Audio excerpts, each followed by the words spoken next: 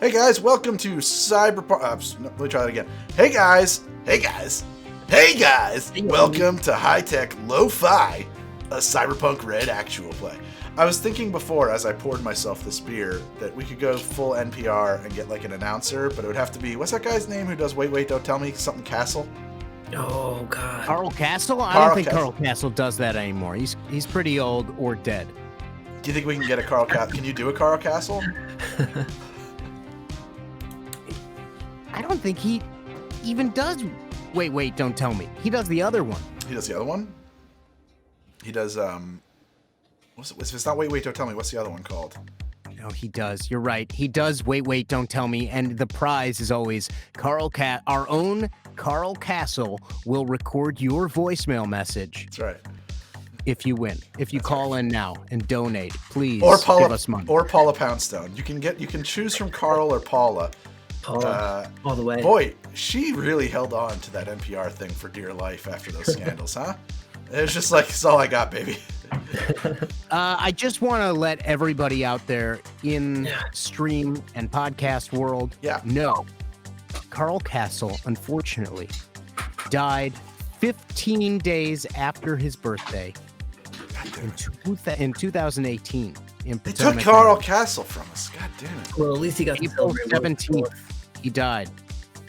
Wow. R.I.P. Carl. Wow. Well, long live Warren Olney. Is that his replacement? No, but he's just another NPR guy. That I know. Okay. You know personally? No, I know of. I don't know any. You ever make that mistake where this is a quick anecdote before we get into the show. I was assistant editor on a job, and the director and the editor that I was working with, they made a reference. I was like, yeah, I don't know who that director is. And they made another reference, and I was like, I don't know who that person is either. And then the guy I was working for, who's like a very well-to-do, we're working in his home, his very amazing Soho apartment that he's like this dream of a loft that's like, just like, oh my God, it's 1989 New York City loft. Like just the huge, massive Soho, like formerly industrial, like squatter place, just like what you imagine when you imagine going to New York when you were a kid. Me, I did anyway. And he was like, well, they're like Sofia Coppola. You know Sofia Coppola? I was like, oh yeah, well, I know Sofia Coppola. Do you? Oh wow, she was here for. You got to come by sometime. She was here on Tuesday. Like, I can't believe you know her. I was like, fuck you. Obviously. Okay. Yeah, that guy. That's a guy I had to harass to get paid a bunch too. That was a gig that ended with me standing outside of his apartment on my phone saying, so I can see your home. Where's my money? And Greg, name the person. No. Name the person, Greg. Honestly, I would have to dig through my brain. It's been so many years, I don't really remember his name anymore. He had like I remember it now. He had a very generic name. Dave. That's all I'm going to say. Dave Coulier. Amazing. Dave Coulier. Oh, Dave Coulier. All right, well, we are Liz, who plays Cassandra. I'm sorry, let me do that one more time. Let's do that one more time. For the record, by the way, we're recording this on Zencastr because we're going to start releasing these on a podcast as well, because a lot of people say they want a podcast. And Ari has chosen to bring a pita to the show. Look at that. Homemade pita? Come on. It just came in from the side like a prop on Pee-wee's Playhouse. What is going on? My wife just made homemade falafel. Homemade falafels? It looks fantastic. You box them up and send them this way. Good. I'm just going to be chomping my way through. Yeah, I was going to say, did you bring enough for everybody waiting in line? I did. Okay. I did. Everybody stopped by. All right, so let me do that one more time. We are Liz, who plays Cassandra, the tech. We are Anthony, who plays Zero, the media, the street scribe. We are Ari, David, who plays Mr. Friend, the netrunner, the hacker, the living god. Hello. We are John, who plays the rabbit, a young and deadly assassin girl and her homework is late. And we are Ari Rubin, who plays the waspiest character he could come up with, Branton Whiteford. Is it the third? It's the third. Brenton Whiteford the third. This is Cyberpunk RED, and here come the main titles.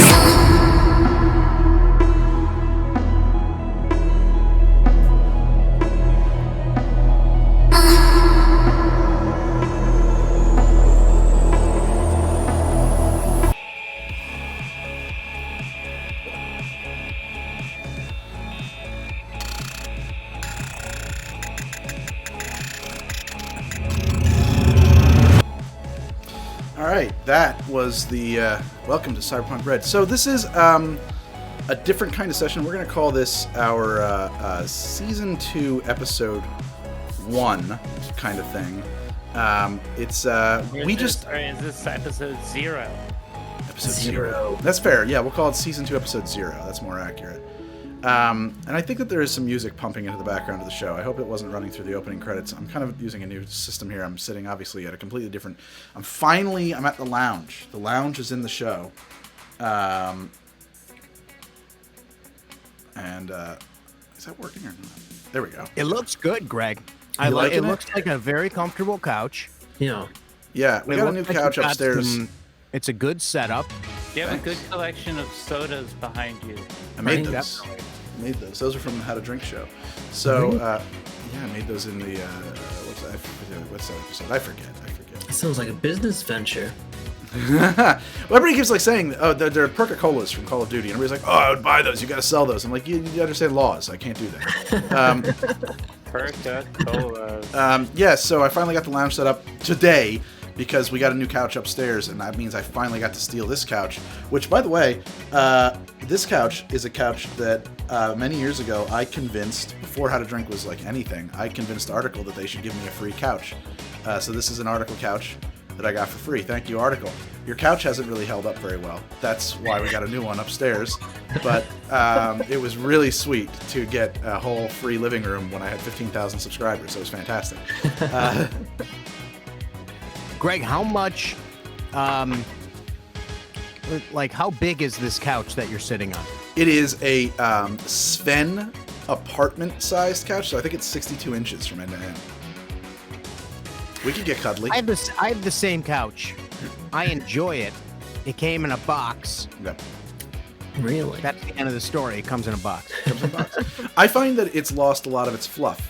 And it's just like, it's very, you sink into it, it kind of like throws your, you're having a lot of back problems, Ari?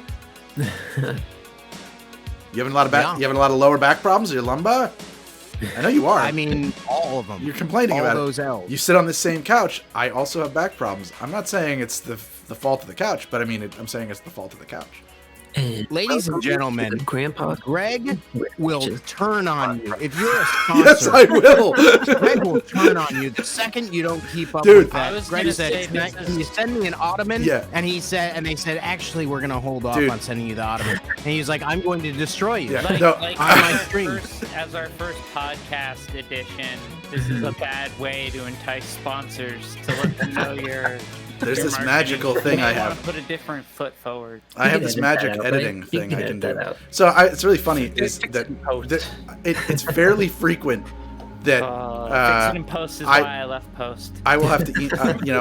Me and Meredith and Stefano will be talking about a possible sponsor or something like that, and then something will happen, and I don't know. Like, I'm always the one who says to Meredith stuff. And I was like, well, I'm just going to tweet this. I'm tweeting about this. Fuck that. We're not going to work with these people. I'm going to tell everybody what piece of shit these company is. And they're like, yeah, you can't do that, Greg. We can't do that.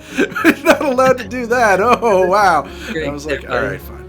I do think that there should be an anonymous blacklist of horrible companies to work with.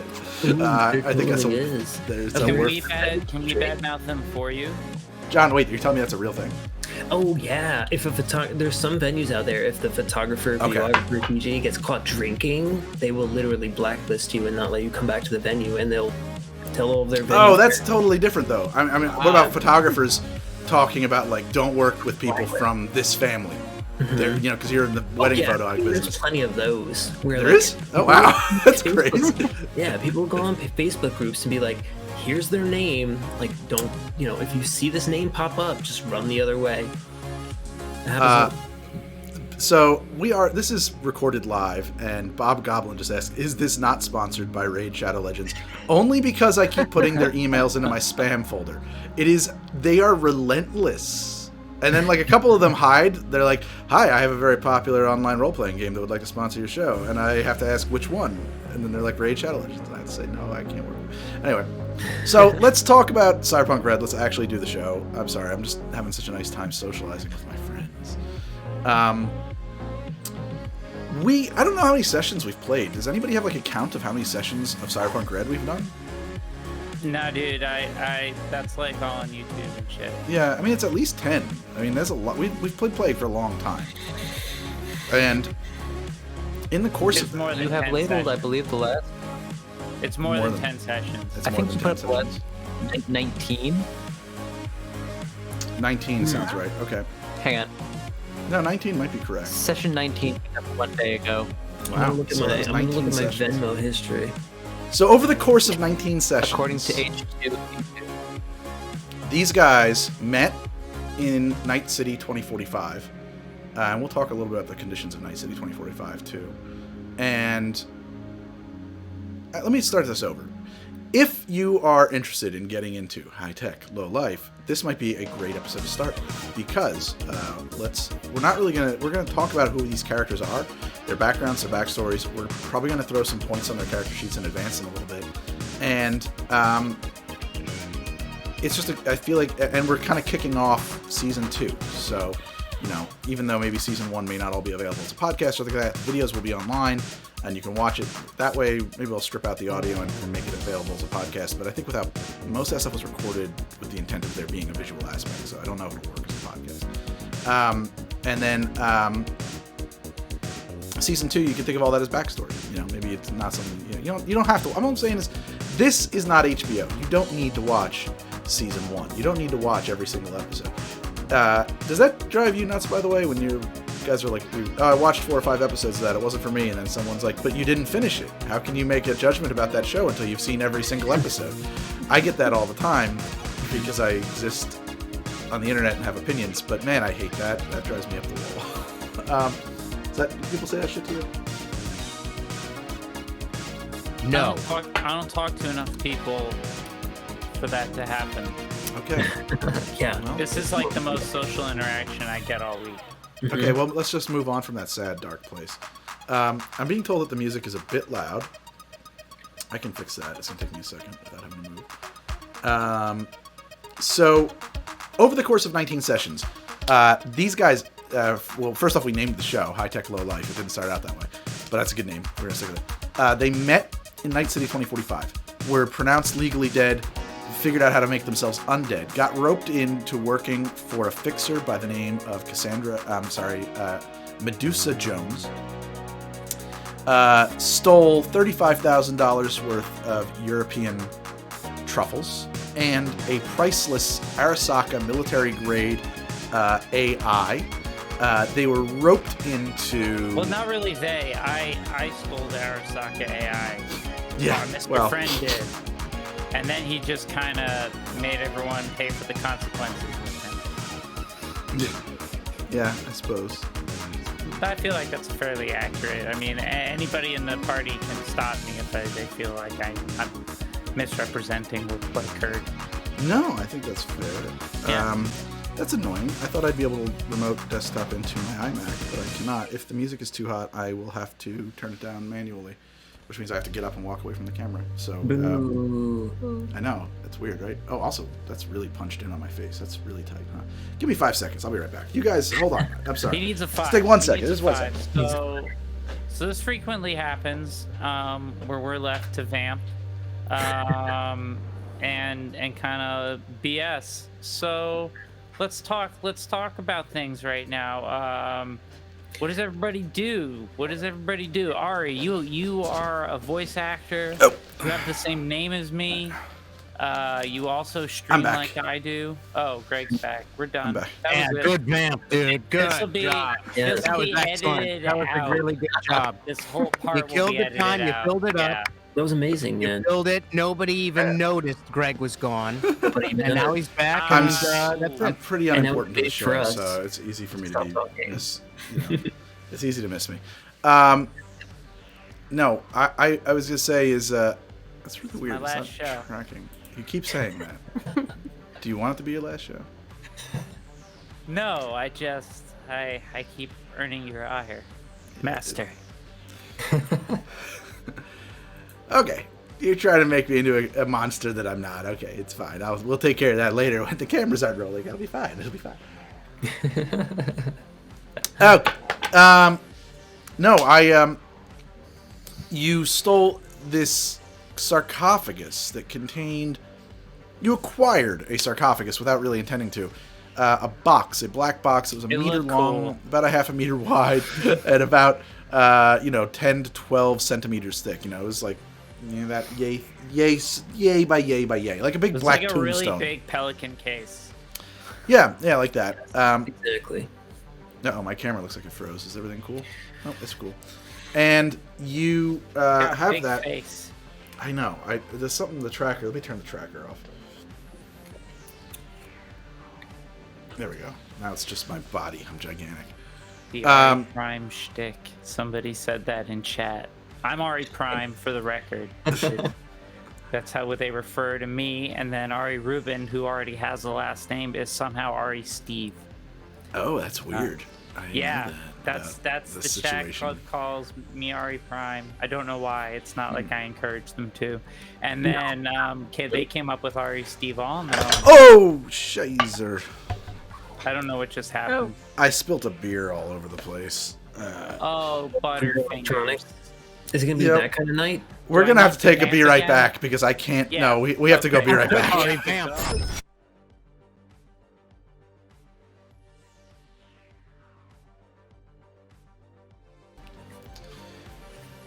Well, that was terrible. I spilt beer. And, what's funny about it is it makes my wife right because she's like, are you sure you don't want the bigger table down there? And I said, I am sure. I don't Can want we the bigger keep table. this in the edit that this Wait. happened? If it plays well, of course I will. Okay, thank you. I just feel like If it's just I know confusing, that I there's won't. gonna be look. I know that there's gonna be a lot of how should we say like post magic done to make this listenable, but I just want it known. I want the truth, as much of the truth to be Yeah. out there as possible. As little Who do you want? doctoring. Who do you want me to use to replace your voice, Ari? We're gonna go the full sunset. We're gonna go the full no, singing in the like, rain on this. I could go with like Timothy Chalamet.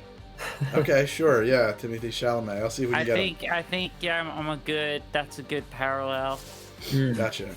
He and I have a lot in common in terms of looks Yeah, and the we'll see. quality of it. It'll be exactly what you said, but it'll be said by him. It'll be Man. just like singing in the rain. It'll be great. I love it. Yeah, I'm Yeah. in. I'm in. I'm gonna vote. If I can vote, I'm voting Gilbert Godfrey For you, for Ari. Oh, that's no. kind of insulting. Hard pass. I could already hear it. I don't like it. It's, okay. I honestly, I think he's probably harder to get than Timothy Chalamet. We can probably get Gilbert Godfrey. I think he's tough these days. He's a busy guy. So you guys got roped into a heist. The function of that heist was to steal. It was a weird, complicated thing. It was a lot of convoluted stuff. So first off, to recap, Are Mr. Friend's being pursued by everybody about this big black box. What he finds out is called Cardinal, CRDNL. Yeah. It wants to merge with me. Netwatch, the international internet police want him. This guy named Oslo Verdina. Not Oslo Verdina, Linwood Han. This guy named Linwood Han wants it for his bosses at Arasaka. He seems like he's a subordinate of, but he's actually the boss of Oslo Verdina, who was the guy we took it from. That was his car that I took Cardinal out of. Yeah, so they stole it. They found it in the trunk of Oslo Verdina's car, and what they didn't realize is that it wasn't Oslo's, it was Linwood Han's. And Linwood responded by abducting Mr. Friend's girlfriend, Letty. Letty? Is that her name? Letty Harlow, yes. Letty Harlow, yes. Gave her a very 1930s name. Yeah, and we've said numerous times that she's played by Tandy Newton. Yes. Yeah, yes. That's what we said. But an ex-girlfriend of Zero's showed up in town by the name of Lashan Tashabana. She's a hotshot super hacker. Works for a Yakuza crew out of Japan. She's here on a very special mission, and at first their meeting seems totally coincidental, but in fact it was quite orchestrated. She needs a second crew for a portion of this heist. She's sending them to outer space if they will help her. And he is inclined to help her because she's in bad trouble. To outer space, to a villa, a summer vacation home that the Arasaka family owns that is in geosynchronous orbit above the New Haywood estate. It's actually the old Arasaka estate in New Haywood, which is a neighborhood of Night City. Because there is a computer network there that interfaces by laser link to the computer network on Earth that stores biometric data of everybody who has access to it. She needs someone to add her biometrics to that machine. They get connected up with a Dr. Alvin Dross, and he reveals, I built that thing that you have, and actually I don't work for them. I work for Yorinobu Arasaka, the other Arasaka, and we put this whole thing together, every part of it, to put me in the same room as you and convince you to give me back the box. And that's how that went. And it went seemingly very well for everybody. In fact, everybody's going to get paid, if I'm not mistaken.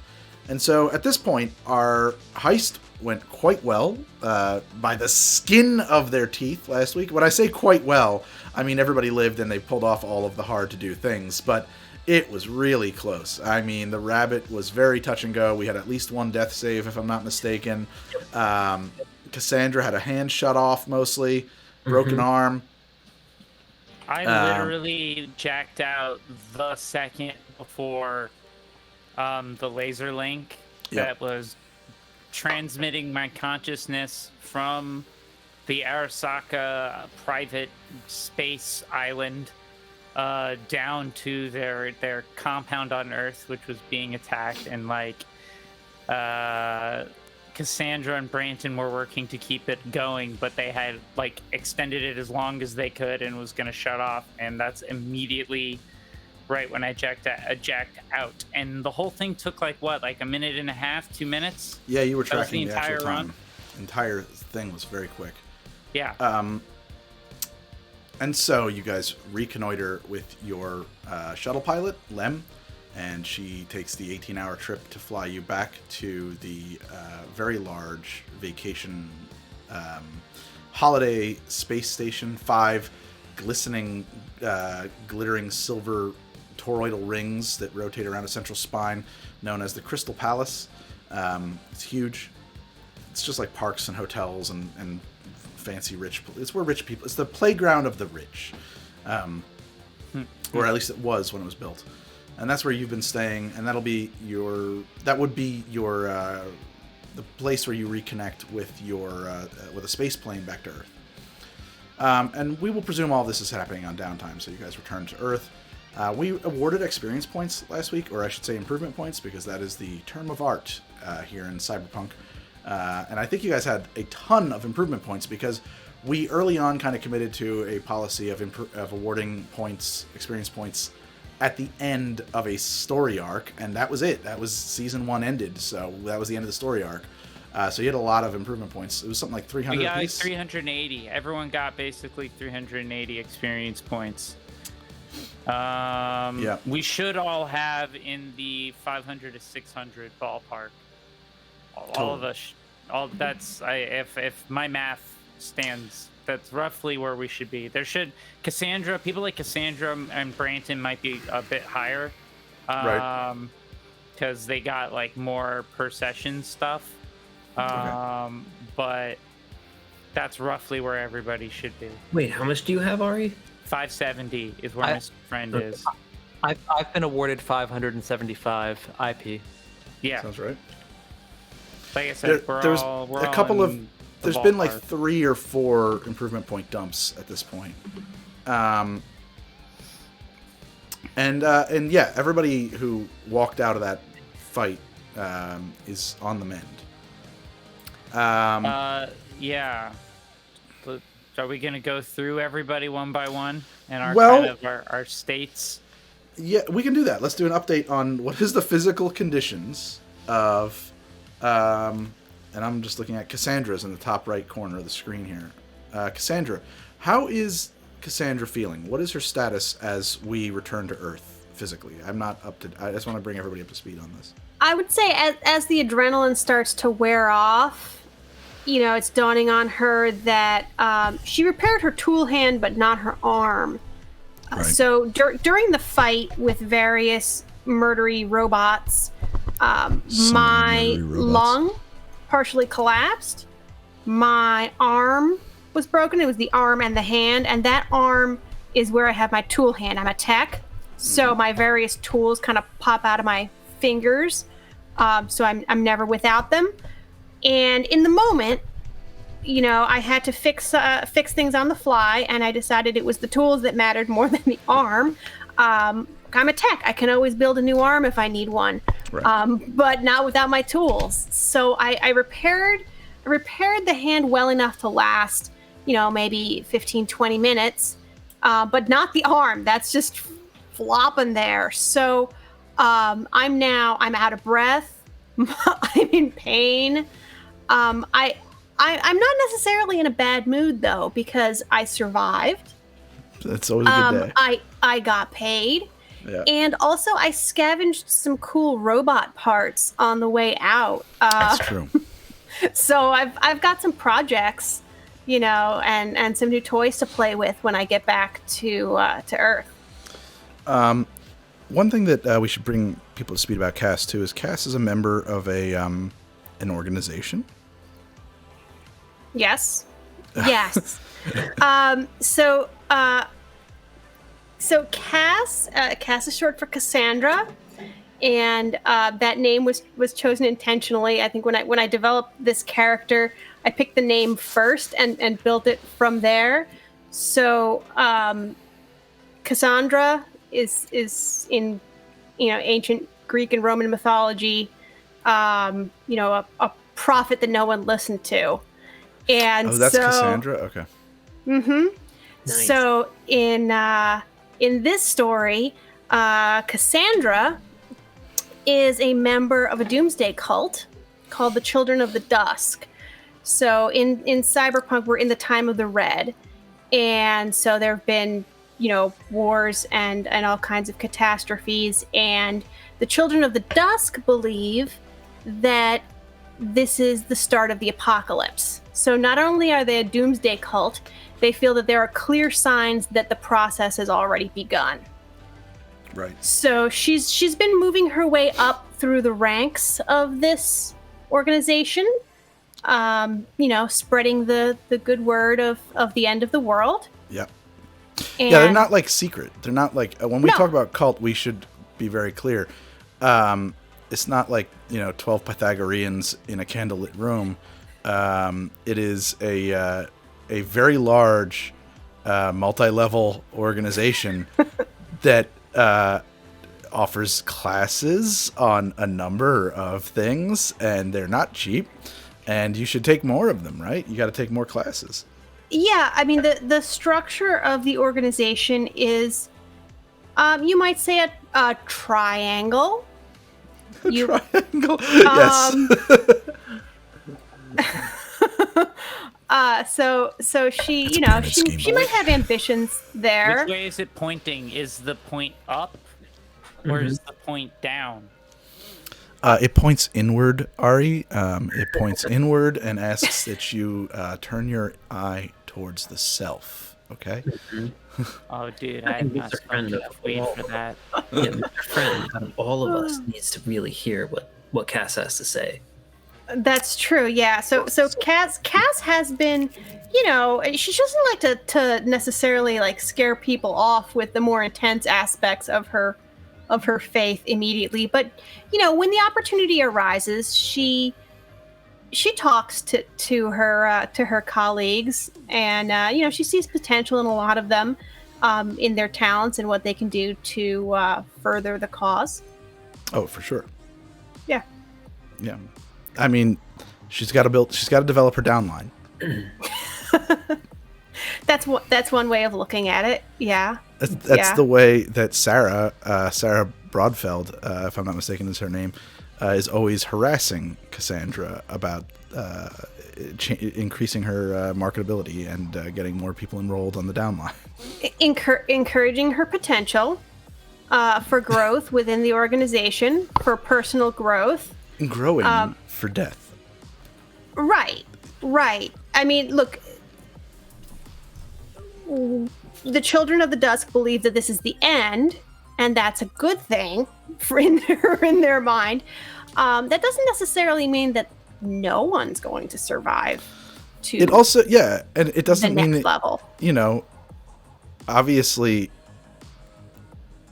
it's better to die with the money. You know, you're gonna have a much better way on the way out, right? So it makes sense to run a big pyramid scheme. Man, the next level, you're doing some like Heaven's Gate shit.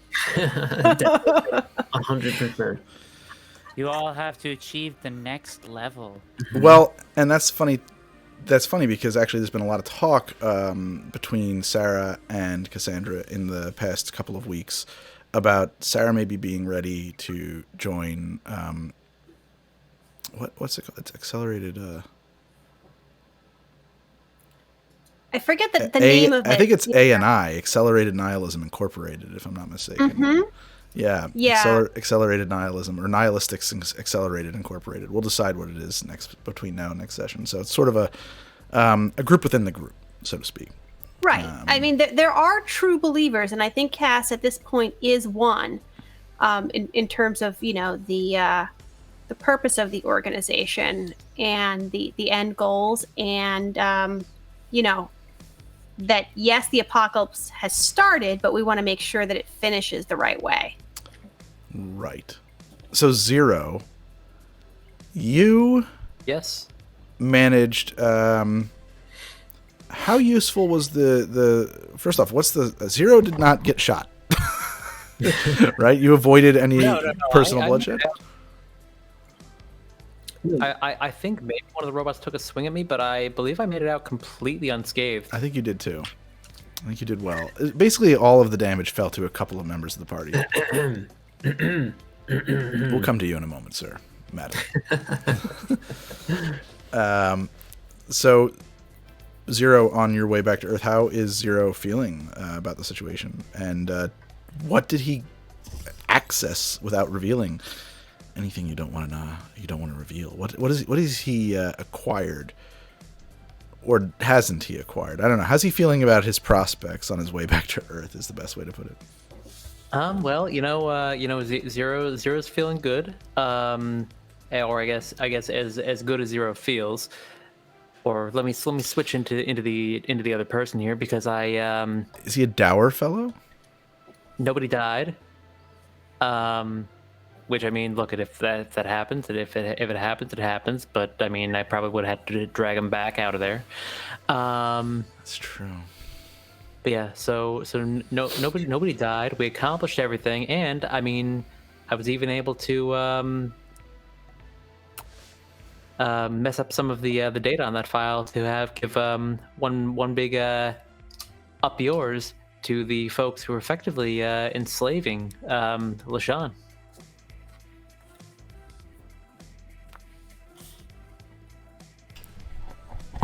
Yeah. Let's see if that works. Well, that's always a good idea, you know. I'm just playing with mic placement here, guys. Sorry. You guys all made a bunch of money too, right? Does anybody remember how much money you were supposed to get for your cut on this job? Ooh, I don't think we talked about that at the end of No, we definitely did. I think we're getting somewhere between 12 to 15,000. Was that each or split? Split. Up front. How much did you get up front? I think that is our split. Like I demanded, I think I started with 30,000 ahead, and we talked down from there. I think that's actually right. I think you were supposed to get 12 or 15 each. Yeah. We got 3 each up front. I don't know. I'm sorry. The chat is oof. They're poking at me. Oh yeah. He said he no. wanted to give us. He said he wanted to give us like 10 each, and then I think I got the extra 5. I think that's right. So you each are being paid 15,000, and the mission was, for all intents and purposes, a success. So you will be paid. Which brings me to Mr. Friend. Mr. Friend, how does Mr. Friend? No, you got to tell me, dude. How does Mr. Friend feel? That's a good question. Well, so Mechanical Mr. Friend, okay. in order to make this run possible, Yeah. Dr. Alvin Dross on the flight over made some modifications to your cyber deck to add essentially a feedback port to it that would allow him to wire Custom port, the Cardinal unit into, which is an analog AI. That was its special thing. It was a non-digital AI. correct. It's analog hardware. Yeah. Wire the although Dr. Alvin Dross would tell you, yeah, but seriously, man, all AIs are analog. You need to understand that if the word cyber is in its name, it's an analog system. This is the old German guy, by the way, that Greg is talking now. This is the old German guy that like pretended to be part of LaShawn's group, but was actually like Yorinobu Arasaka's right-hand man. Yes. And was like a plant to get in a room with the sarcophagus and talk to me and get the sarcophagus back. Personal scientist and drug buddy. That was basically my premise. And he's a weird old German dude. We love him. And he... Look at me, I'm John Wayne. Yeah, he literally made Cardinal. He's the guy who programmed him. So with a team of other scientists. Right. But also, all Mr. Friend wanted when he got on this is he knew this was a hot product, and he knew that as a netrunner, there had to be some way he could use it rather than just sell it, which is why he was trying to hold on to it. And then after he managed to break through and communicate with it, the first experience Greg had described it to me in such a way that Mr. Friend felt that this loss of identity and merging with the AI, and as a netrunner, that was very appealing. So he was seeking that more thoroughly. So the chance to do the run and merge with the AI was something he couldn't resist. Mr. Friend, losing himself is like a thing he's seeking out.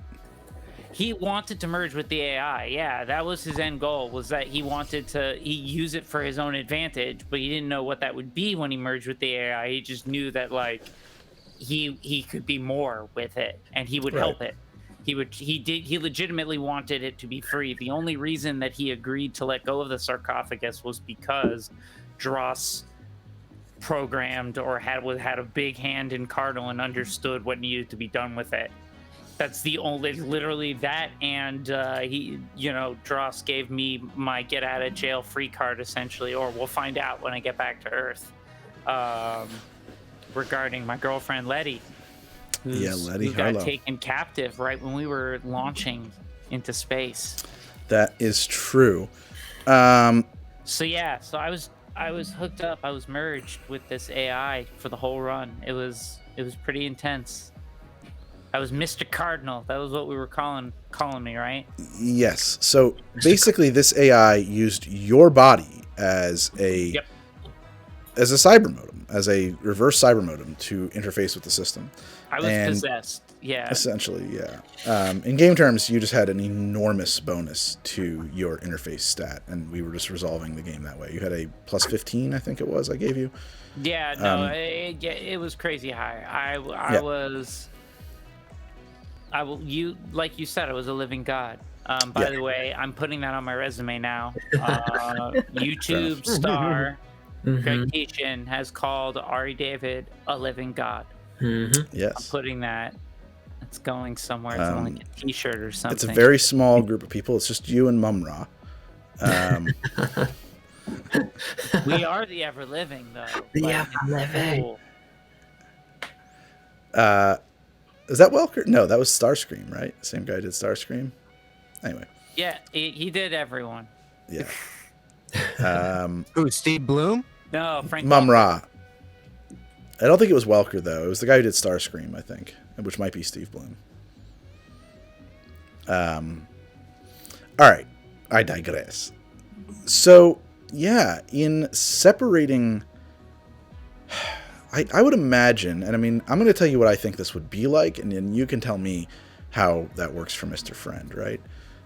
I would imagine that separating from Cardinal would be a lot like a very dissociative experience, like having pieces of your psyche ablated away. I feel incomplete, like I had become something new. What I was thinking happened was that once I got separated, it was like I have kind of like a phantom limb syndrome thing. Like I still feel like it's a part of me, but I know that it isn't. Have you ever had a dream that seemed 100% real, and that Absolutely, in that dream you had this happened to me where I had like an entire life, like I knew who I was, my backstory, I was married to my wife, but we lived in a different way. We had a different lifestyle. We were different people, but we were still the same people, and we had the same friends. And so it was like just so real. And when I felt myself starting to wake up, I felt my life collapsing and slipping away and like disintegrating around me. And I didn't know where I was going.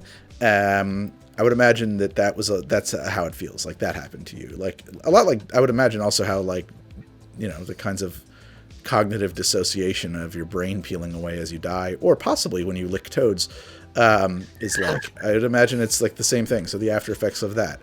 I imagine it. Yeah, part of it is like coming down from a crazy fucking trip, for sure.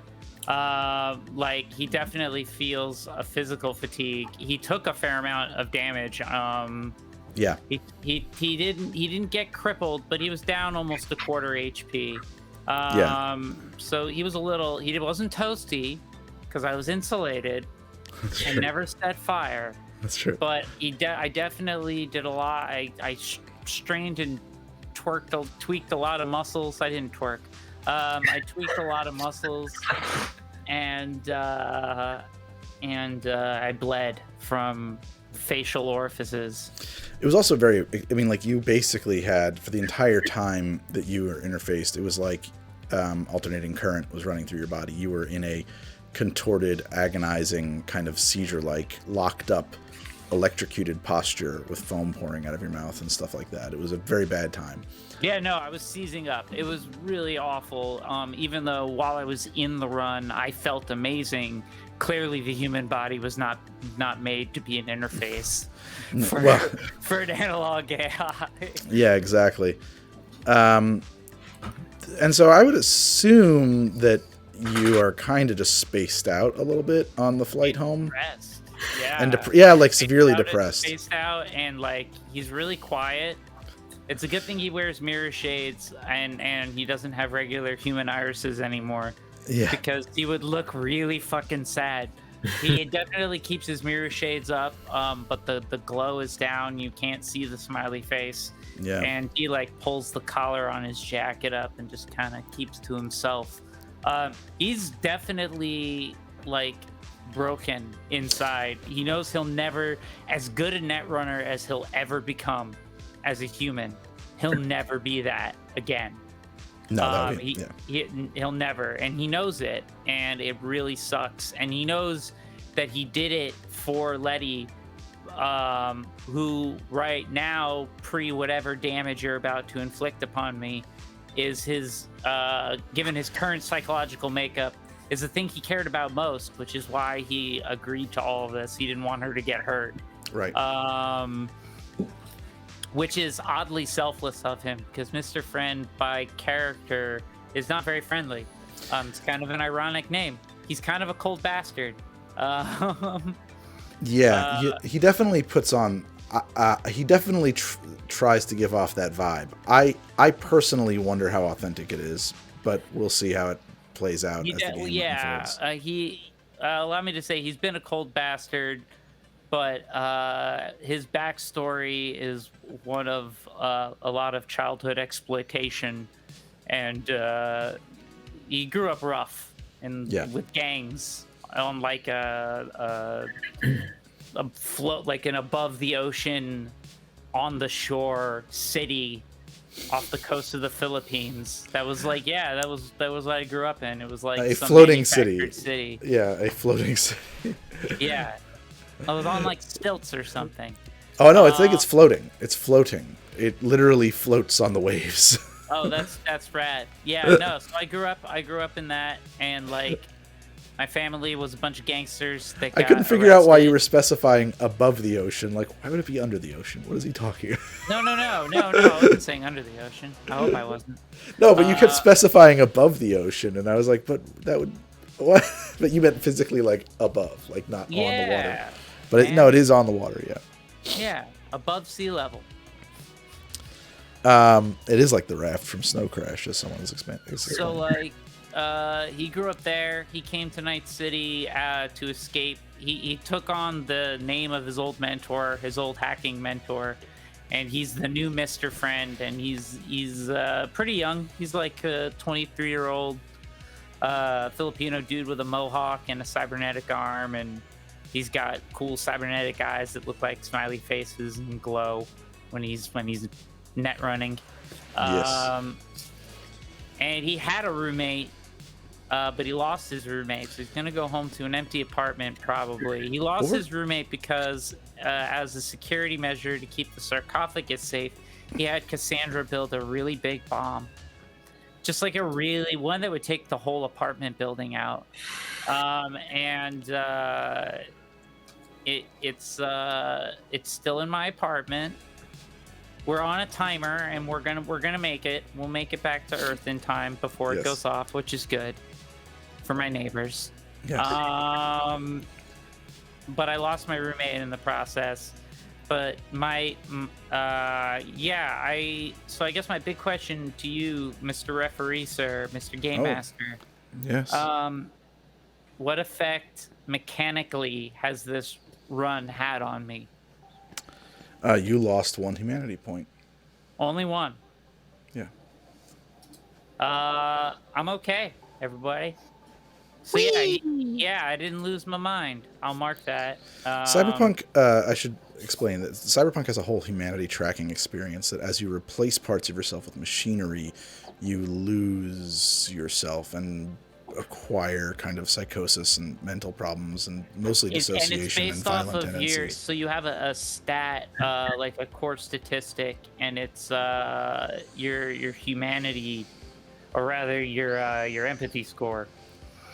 And that dictates your humanity rating. And I didn't have a really high humanity to start with, and I was like, Greg gave us some humanity back because we did something good, which was nice. So that like kept me above the line, but I'm at 20 at 20 humanity, you're borderline cyberpsychosis, and then below 20 humanity, you have like low grade cyberpsychosis. And then if you drop below 10, you're like, if you go back and watch our early sessions, there was a guy named Trey, and he had a bit too much metal put in him in one day, and he decided all people were made of paper. And he proved it by turning everybody in this nightclub we were at, except me while I was running, people into paper. He did paper people. So that doesn't happen to me. Not is yet. What I'm saying. Not yet, but I live. My humanity is now at 23. I have a humanity of 23, so I'm not doing hot. You may have regained humanity for some other reason as well, but the reason that you guys regained humanity was when you first got into orbit. There's this documented effect called the overview effect that affects people when they see Earth from space for the first time. Oh, that was definitely when it happened for me. Yeah, and none of you had never seen space from the first time, so I thought, well, it's a good time to have somebody roll that. I'm some poor kid. Okay. This was unreal. This was the run of my life. The run of your life. I peaked Yeah, at 23. exactly. What do I got to do now? I demanded FaceTime with Yorinobu Arasaka. In addition to our payment, and Alvin Dross said he would try and hook me up. We'll see what happens. I think that's about it for my character. Yeah. We'll see what happens when I get back to Earth. Now the rabbit, she got shot a lot.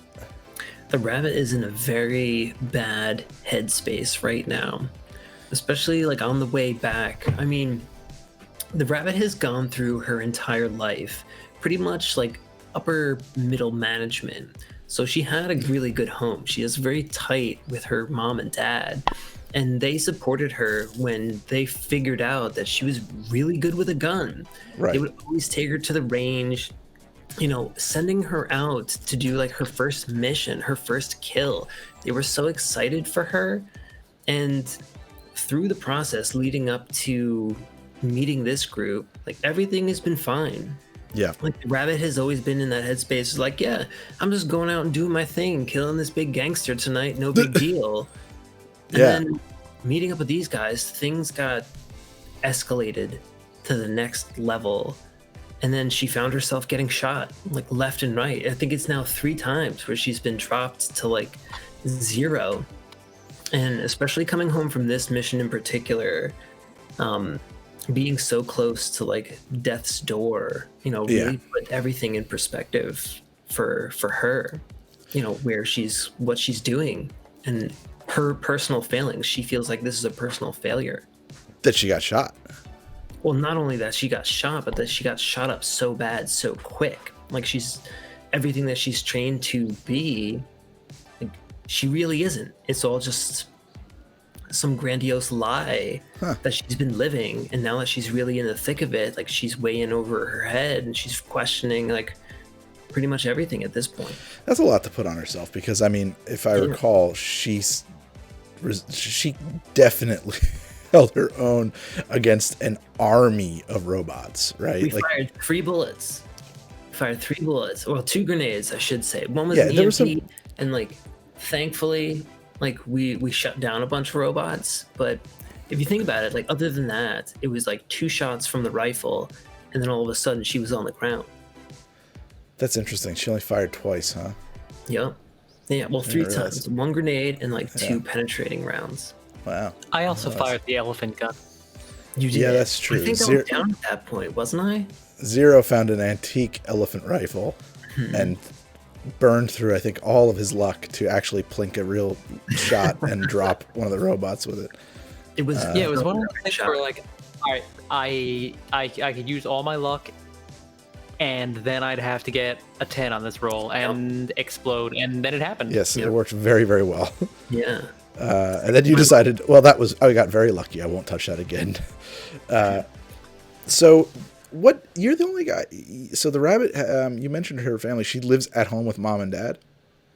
She doesn't live at home with mom and dad now, but she is very, very tight with her parents. I thought you did. I thought you were still living with mom and dad. No, she lives in her own apartment at this point. I mean, it's more or less like it's one of those, she's moving out to college kind of deals. Like this is really her first time living on her own. Wow. And, college girl. Are you going to go to college? She's 21, man. Yeah. You change her age in every session. I mean, Yeah. Listen, her I eye you said she was 17 21, right? longest time. Let's go for it. She's 21 at heart. This has been an ongoing joke for like I love The it. entire campaign. That's the oldest you've ever made her. She's usually like somewhere between 8 and 17. No. Like I have said from day one, her ID says 21. Believe it or Gotcha. not, that's up to you. But her Right. ID says 21. Gotcha. Mm-hmm. She Good to know. does not behave like a 21-year-old. So is she going to college? Have you met any 21-year-olds lately, Rubin? Or David? Ari David? No. Arden? Not you, Rubin. Ari David. I mean, I imagine I can speak for both Aries in consensus when we say no.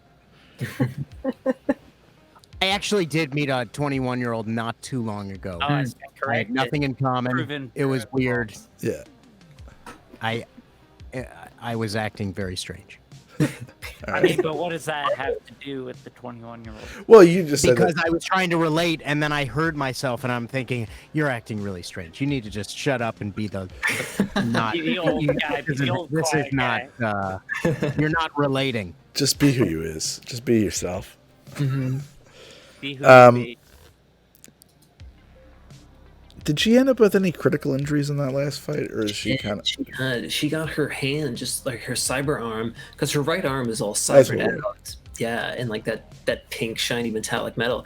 But her hand got just shattered. Like she took a shot right to the hand, and then when she was fighting the last robot, it just slashed her so hard across the chest. She came out of that with broken ribs and all torn up, and that's what dropped her. Right. And Yeah. so, but made a lot of money on this job. That's a lot of money for somebody your age. We you know, did. in this set. You're gonna walk away with 15 grand in cash. Yeah, but I feel like for the rabbit, it's more or less like the act of it is the status, not so much the money. It's just like I've accomplished this task, which gives you like the feeling of success. Okay. Especially for Well, and that makes sense too with her age, 'cause solos. she still feels like she's up and coming, and yeah. In Night City in general, and also particularly among solos, status is like a huge thing. People take that very seriously. And she feels like that's slipping out from under her because she's been beat up so much. Oh, that's interesting. Okay. Yeah. Huh. But I mean, I feel like at this point too, she's thinking about her next steps. Like, where do we go from here? Because Right.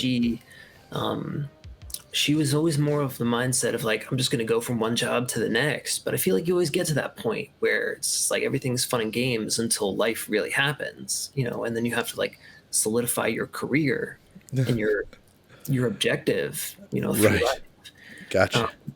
And like, since this is her first time really diving into the world of Danger Girl and the Arasaka Corporation, she's definitely looking to get home to like research that and see what she might be able to do to get her foot in the door there.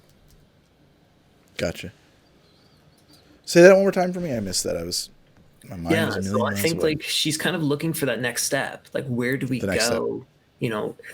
Life shouldn't be from like one job to the next, just floating through. Sorry. If we talk over you, Hey guys, sorry. and for the podcast, I'll tell you why. Because I have a little, Sure. I moved my laptop and it bumped into my little Stream Deck Mini, and it tapped a button. Sorry, that was not that wasn't the technical glitch I was afraid it was. Oh, jeez.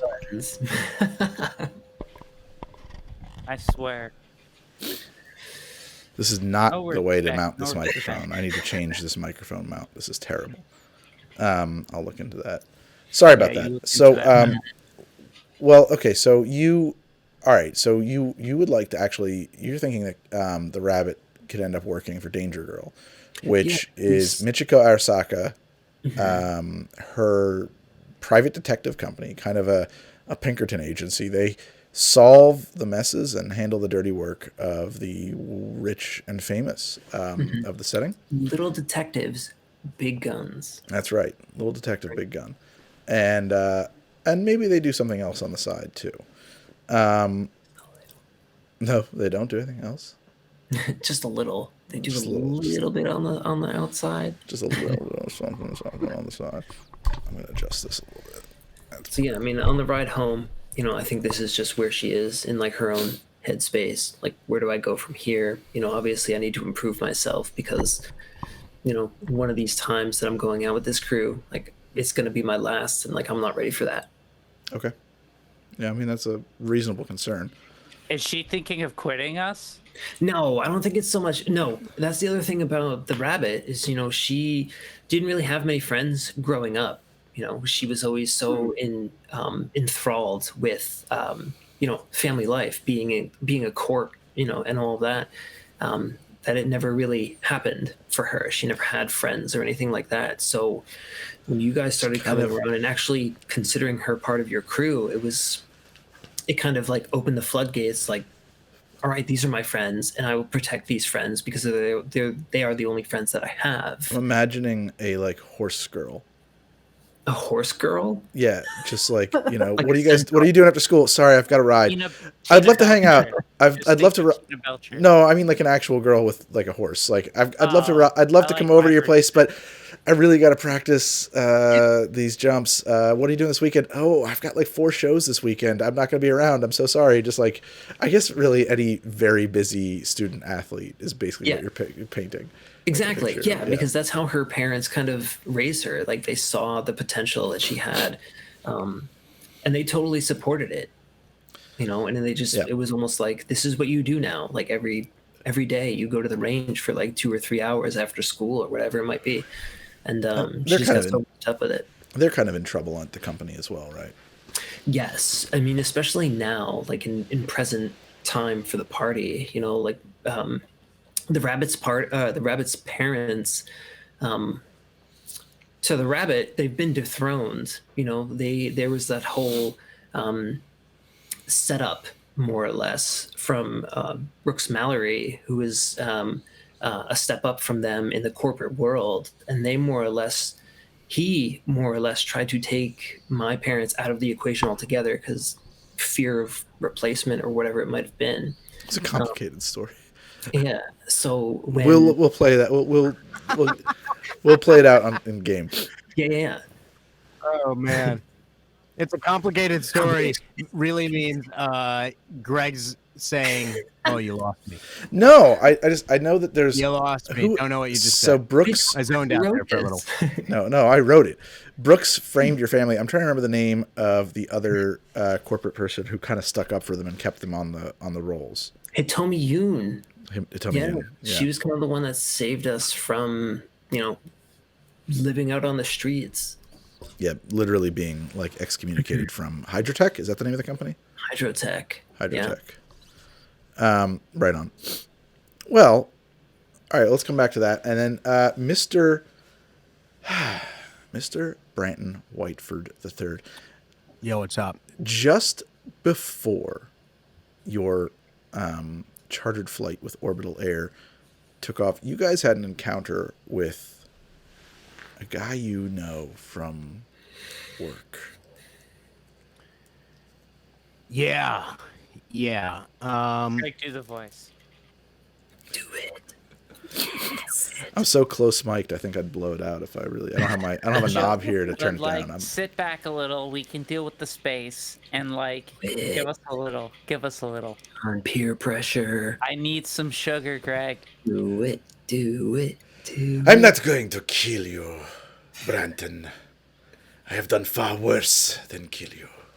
I have hurt you. I wish to go on hurting you, Branton Whitefoot the Third. Yes, excellent. So, Branton, my character, and Branton is an exec, and Branton works for a company called Symbiotech. He is a junior R&D executive. He once worked alongside Ryan Moore, who you just heard, in the hopes of destroying his rival, Ryan Moore. Branton, at a Christmas party, paid a janitor to have sex with Ryan Moore's wife. Just so that we're clear, lots of drugs on everybody's part was involved in this. Yes. Yeah. Ryan was ostracized and he was made fun of. His marriage fell apart. They threw him out of the company, and I got the job. Because that's how it goes when you're an exec in that city, baby. That's Yeah, symbiote baby. tech. Drug addiction. Well, unfortunately, Ryan Moore planted a dead prostitute by my side and put my prints, had my prints and my blood all over the dead prostitute. And currently, Branton is freaking out Yes. because my boss, Mr. Robert Screen, Is it Scrine? does not really put up with any. I've been pronouncing it Robert Scrine this whole time. Is it Screen? Screen? Screen. Screen? Robert Screen. His boss does not really put up with that sort of malarkey. So I am possibly losing my job. And as a person who is really wrapped up in being an executive, I am coming to terms with who am I without the role of being an executive? Yeah. And my good friend Cassandra has been helping me out, especially on the long spaceship. Long space drive. To the, what is that place called? You guys are on your way. The Villa Arasaka, the space. The Villa Arasaka. Where the She's hell trying am to I tell me that. again? And she's trying to tell me that the end is right upon us. So that's what I'm going through. And currently, I've been shedding my old self. And I'm finding my new self. Ooh. And my new self happens to be loving, holding a gun, running around a spaceship.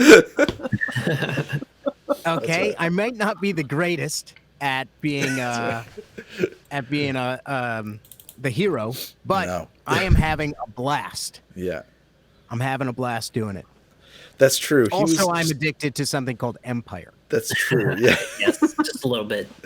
Yeah. And I may or may not have cornered the market after screwing over a few different parties. So yeah, that's right. You just like, he was so psyched to be like space gunman. He was just having a very good time, and you did actually land like your die rolling was shockingly good that session. You just like were fucking landing them, dude. It was very, very awesome. I was born to do it. You were born to do it. Can we talk about, since this is like an introductory moment, I feel like the last aspect of Branton that we've really haven't touched upon enough is your love for the consumer drug empire. Mm-hmm. Yeah. And the fact that when we brokered a deal, one of our runs for Medusa Jones involved basically destroying the lab where this gang was making this drug and then steal the drug for this company who was basically, they were a chemical company that was tanking, and they stole the drug and wanted to sell it. And it's now, it's going to be available on the market soon as like this wonder mood enhancer. But Securocene, really, it's sold by Dring, the drug people. Dring, the drug people, right? You made these wonderful advertisements, which would probably, because it's mostly your narration, would probably work in podcast form as well. So you should think about playing them. I'm just saying. And I'll keep that in mind. And meanwhile, Branton got himself like a whole fucking pallet, right? You got a kilo. All of it. Yeah, the deal was I was supposed to deliver 30 kilos. We were supposed to deliver 30 kilos to Dring, the drug people. Yep. I brokered a deal to have delivered to my apartment 31. So I am in possession of 1 kilo. And as Greg described earlier in one of our earlier sessions, it is Empire comes in these like little like plastic syringes, correct? That you kind of like jab into. They look your neck, exactly. your arm. They look exactly like blue automotive fuses. If you ever go into your car, find the fuse box, pull out like a 5 amp fuse. That's what they look like. So I am in possession of quite a bit. That's quite a lot. Those are pretty light. Yeah, they're very light. A kilo's a lot. I don't want to talk too much about that out, kind of in downtime. It's a weird way to go. Well, that is kind of an update on the status, everybody. Why don't we take 5, go to the bathroom, and then we'll do some character advancement. And I want to interview you guys about just some like character background stuff that maybe we haven't really thought about that'll help me run the game and help flesh out these characters and stuff like that. Okay, everybody down for that? Sounds hot. Great. We've been running for about 90 minutes now, so I think 90 minutes is a good place for a break. Let's take 5. Let's do it. Those of you who are Take watching 5. this live on Twitch, and I hope you are, you're about to receive an advertisement from our corporate masters. Think nothing of it.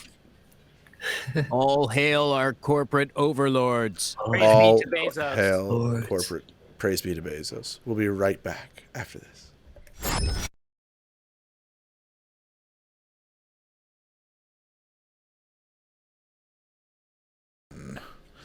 So we're back. Hey, sorry for that extended little break there. I hope that... Oh, geez, I just punched the geez. microphone straight in its jaw. Don't do that, Craig. Yeah, I got to get like some kind of like a side entry kind of thing going on over here. This is not the right setup, but I'll order the mic stand I want when I'm done with this. Thank you guys so much for hanging out with us. Why don't we do some character advancement stuff? And is that what we should be talking about here? Because everybody has a lot of experience points I'm sure they want to spend, right? Yeah. Yes. All right. Yeah, don't- I like that. Yeah, Do I they would go like up to in see value? some experience points. Do they go? Wait, do you want to speculate on them? Is this a Wall Street's bets on experience points things? No, this is. I would like a very straightforward experience, please, and thank you. A very normal experience. Transactional almost. Yeah. Send me to the page where it 411 Woo! of the book, so Running myself 412 of the PDF. Thank you, Roll. Oh, I thought you were just talking at your computer like, Cortana, access the right page for Cyberpunk. I first off, it's not when I do talk to my computer, it's not Cortana, it's the back computer. So back computer, That computer. yeah. Pull up the file. Back computer, play some James Brown, please. It's interesting. Does Batman still have a back computer? Absolutely, he does. I mean, he has like his own custom operating systems and shit. Is it still like a bunch of like blinking lights and taped reel to reel machines and stuff? No. It's mostly like holograms and touch screens now, and like HUDs. He has like heads up displays in his cowls. Oh yeah. Sure he does. Yeah. Sure he does. He does all that shit. He's keeping up with the times. He's keeping up with the times. Oh shoot, preview's kind of crashing on me here. He's on like Robin 90, but he's keeping up with the times. How many Robins is he really? Is that many Robins? No, he's on Robin. I mean, I don't know. It depends on how many you count or whatever, but it's about 5 or 6. All right. Well, why don't we start with Cassandra? Cassandra, what do you want to do? What'll it be? As far as spending some of these points, you mean?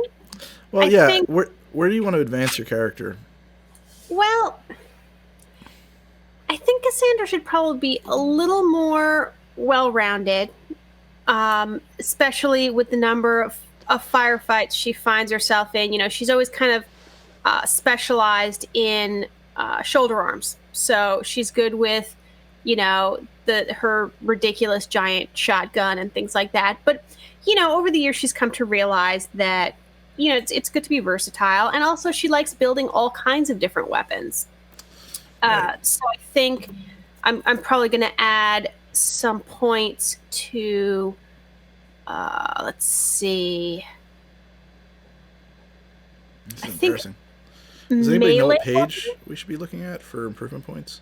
I think 411. Yeah, Or for tells you the 11. cost. Oh, the cost, yeah. Mhm. So I think she wants to get another point or two in melee weapons because she's got her stun baton, which I so- believe is considered a melee weapon. It definitely is. The one thing I was going to say is that you can only advance anything by 1 point at a time. So, Okay. yeah, you can advance. You'd have to play a session or two with it at the next level before you could put another point into it. You could do it just like that, but you have to go up through gameplay, right? Okay. So I think I'll spend some points on melee weapon, and also handgun. What is Actually- your current rank in melee and your current rank in handgun? So current rank in melee is, I believe, 5. Yeah, Wow. 5. So it's 120 points to get that 6th point. All right. Well, considering I have a melee weapon, I should be better at using it. So that'll be a. I'm sorry. Let me write this down because I'm gonna forget as soon as I say it out loud. Oh, write it down. Write it How down. many points? So the 100 sixth rank in a normal skill is 120. Okay. So So if you had 5 and you want to get that next level, you need to spend 120. well, I've got it, and I think it's gonna come in handy. So I'll add that. Let me make sure this works on my sheet. I'm typing in. It did. Foundry is magic. Yeah. And now the last time I added points, I believe it was in demolitions. That might be true. And I'm trying to figure out where. Because now that you mentioned the cost, I'm thinking maybe handgun is not the way to go. I've already got a 7 on that. Oh wow. Yeah. I mean, Now you where- could you can turn money into skill, by the way, as well, by doing things like getting a smart gun, like upgrading your Right. weaponry, can yield kind of the same results. So. Mm-hmm. in your Oh, cyberware. yeah, I was gonna say my demolition's already a plus 10. I'm already pretty good at blowing things up. Now You that I have 10 see, ranks in the skill, or like your total result is a plus 10? the total result is a plus All right. 10 because it's a technical skill, and I'm a tech. I'm a weapons tech. Fact. That's Yep. fact. She's so technical. Mm-hmm. I build stuff and then I She's blow stuff up. so That is what I do. What's that song? Is that a Genesis song? Ow! Oh, Rubin now smashed his head into a microphone. We've all got too many microphones.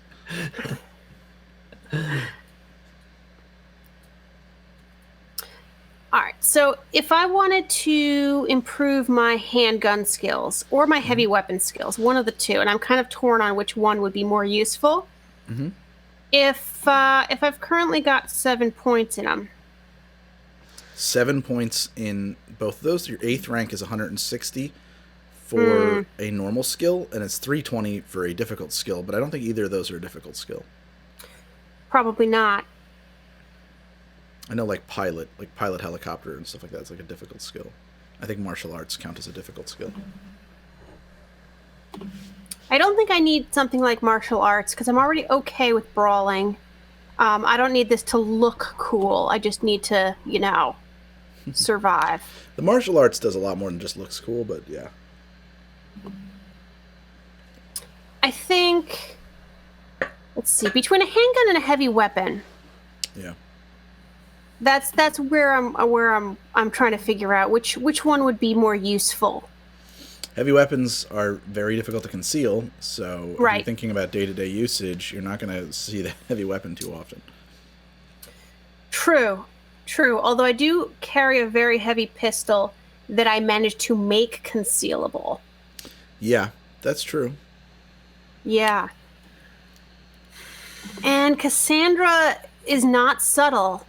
I don't think she'd go for the handguns as much as the biggest possible weapon. Yeah. So I think character-wise, What's your maybe current maybe rank? not the most practical choice, but character-wise, an extra point in heavy weapons is probably going to be.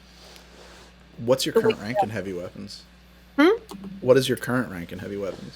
Right now, it's base 0, so the total is +7.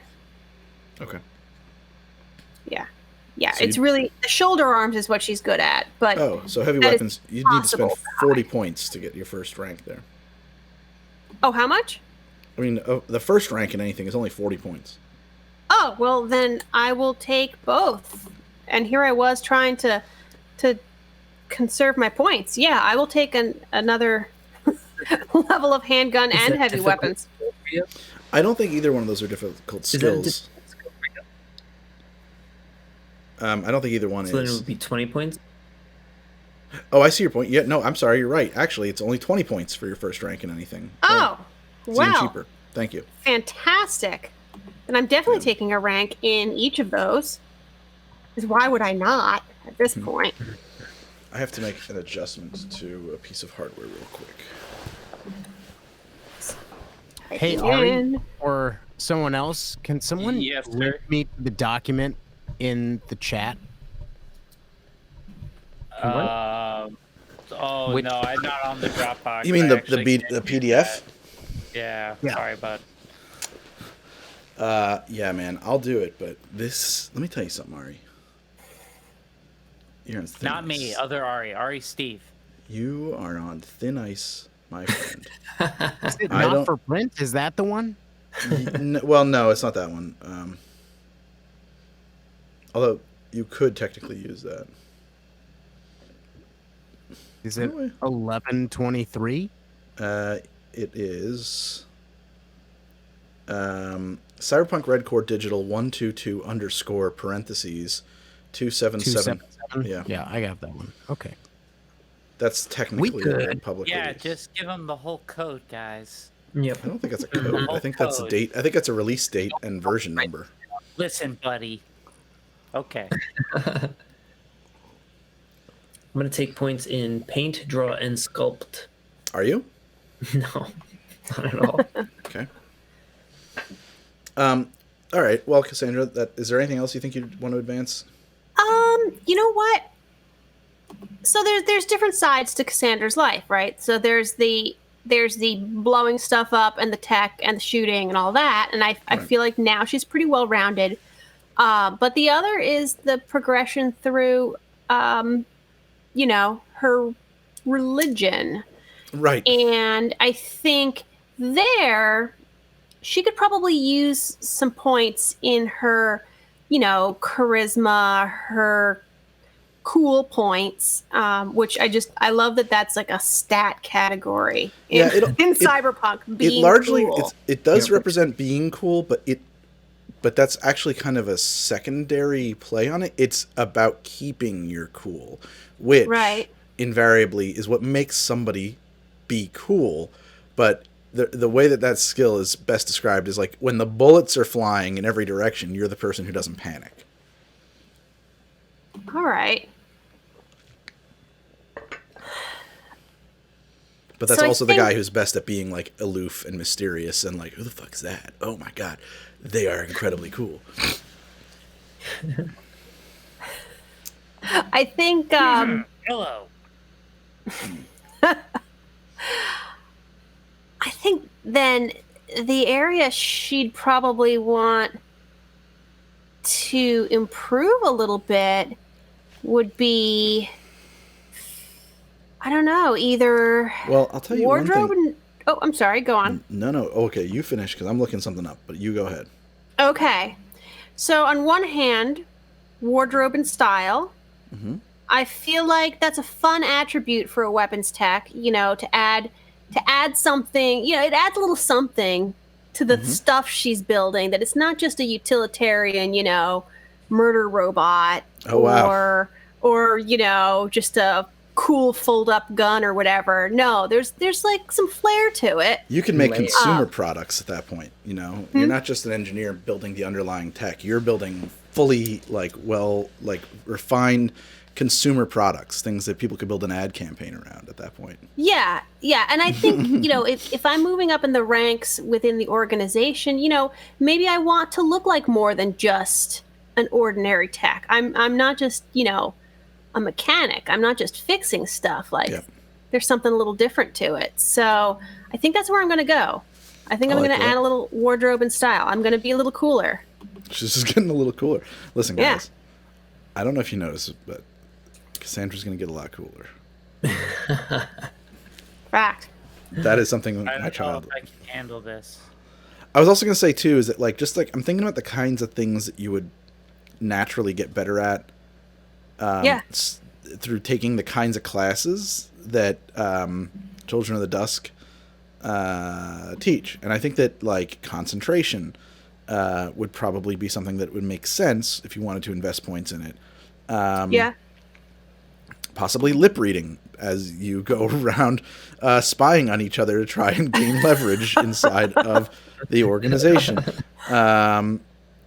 Similarly, resist torture and drugs might be something that you would invest points in as a result because of, regular auditing and stuff like that. Endurance, I think it's more resist torture and drugs. Endurance is more physical endurance, like climbing Mount Everest is an endurance role, while resisting brainwashing and stuff like that is resist torture and drugs. Well, and I think resist torture and drugs would also make a lot of sense for Cassandra because when I initially, rolled up the character and I had to choose what area of science she had studied, it was chemistry. Oh, I didn't realize that. Yeah.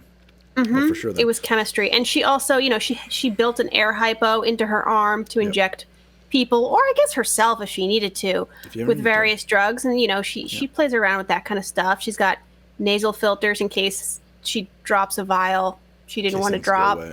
So I think resisting torture and drugs, that's a natural progression for her.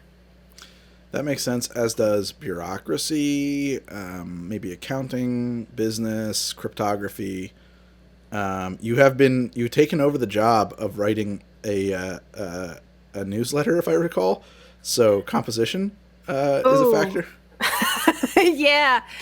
Cassandra needs to do her homework. She's been procrastinating on that. You've been in space, so.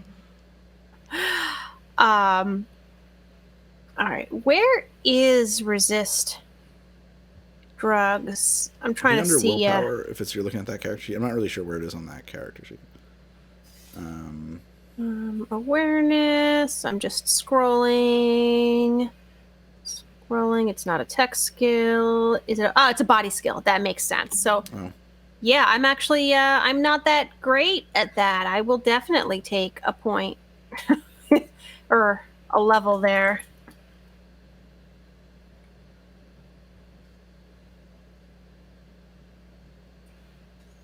Along with the endurance, I think, because I think, endurance is a form of willpower, and she has definitely been focusing on, herself. She's been retaking a lot of lower level classes just to get a good foundation. Yeah, that makes sense. All right. I think all right, so as far as advancement for character stuff goes, so you're going to pick up some more weapon skills and some more kind of interaction with the cult skills. That makes a lot of sense. Next up, we got Zero. Yo. I'm always going clockwise. What do you think you want to advance here, man? Man, there's a lot. Okay, well, we don't need to cover it 100% today. Just all right. Where generally, what is Zero's target for the future? Well, I'm feeling two major areas. One is that I picked up a lot of insight here into how Arasaka Corporation works. I have a kind of a renewed vigor in probably one of the researching one of the defining moments of of my life, and that is the Night City Holocaust. Yeah. And I have a strong lead that indication that we don't know the whole story. And at the same time, I feel like I need to beef up some of my potentially disarming skills, because if I gotta go after everyone, the only thing I got is my gun, and I'm not necessarily always going to be in a situation where it's okay to start shooting. Yeah, I mean, that's definitely fair. It's good to be able to get out of something without having to shoot your way out of it. Yeah. I have to look too as well. Like, you guys, your reputations are all going to increase, which will have an effect on that as well. I have to see how that's handled.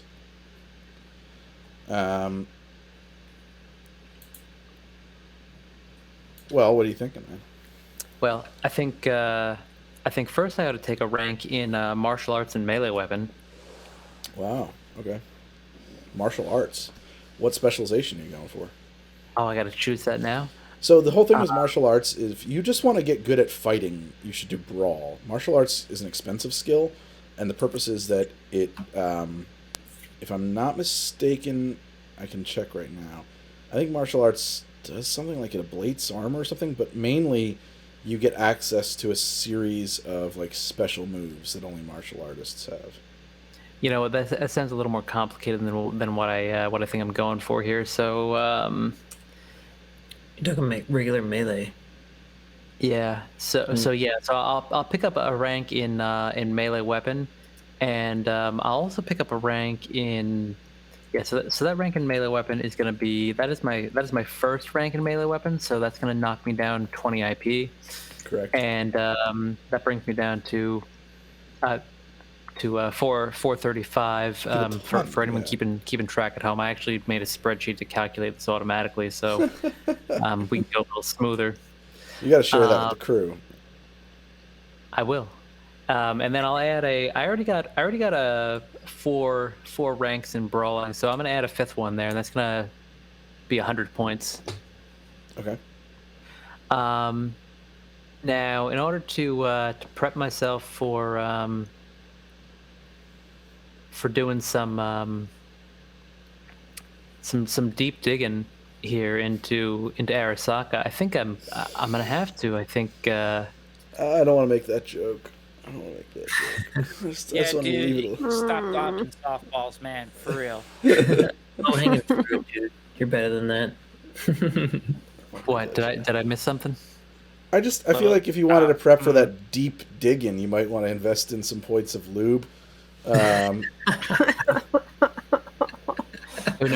category is that under? Oh yeah, that's oh Jesus Christ. Social? Yeah, it's a social skill. Don't worry about it. Body skill, perhaps? It's a body. Yeah, it's actually a piece of equipment. It's just the way you emphasize some deep digging, and I was just like, "What the fuck?" Sorry, I'm trying to focus on multiple things here. So fair enough. I'll take the opportunity to, because I mean, I still gotta make a living, so I'm gonna boost my composition skill to improve my book sales. I would also say like deduction, like things that just make sense for you to want to work on are like criminology, deduction, composition, business. Those are how you connect the dots when you're working these stories. So yeah, deduction is gonna be I could do deduction. It's gonna be expensive for me though. But right, yeah, so actually, that's a good idea. Yeah, I will take it. I will take an expensive rank. You are not obligated to do this at all. I'm making suggestions that your character would naturally improve in and might want to spend points on. Yeah, that is a conversation is super powerful as well. That's like how you casually interview people. Yeah, I cannot. Oh, so you know what? Let's see. I got conversation. I already got. So yeah, what I'll do is let me see what my low hanging fruit is.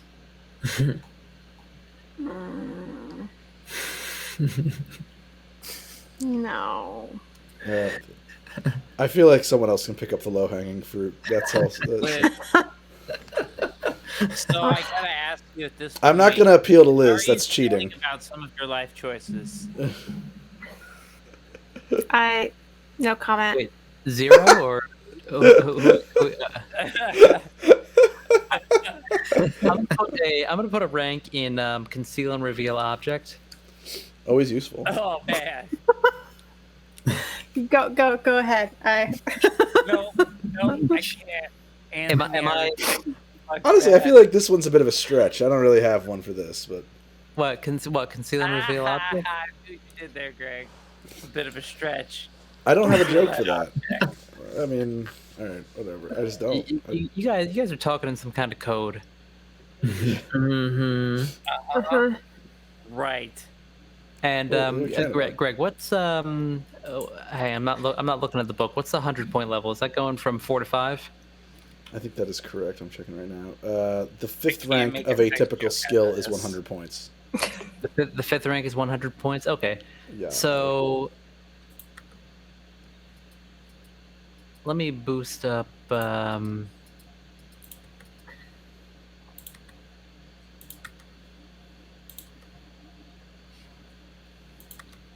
Let's see. What can I? So nothing down here has been boosted. So, what do you think? You think forgery would be useful? Yes. I certainly. You just did all that forgery work. So yeah, and I did it feel poorly like too. So I think you've earned it. That's true. Yeah, so I'll put a point in forgery, that. and I'm also going to put a point in first aid because it seems like that would have been very, very useful to have back there, and that brings me down to 15 IP remaining. It's not much to do anything with, so that's about it. I don't think I can do anything with that. Let's move it along to Mr. Friend.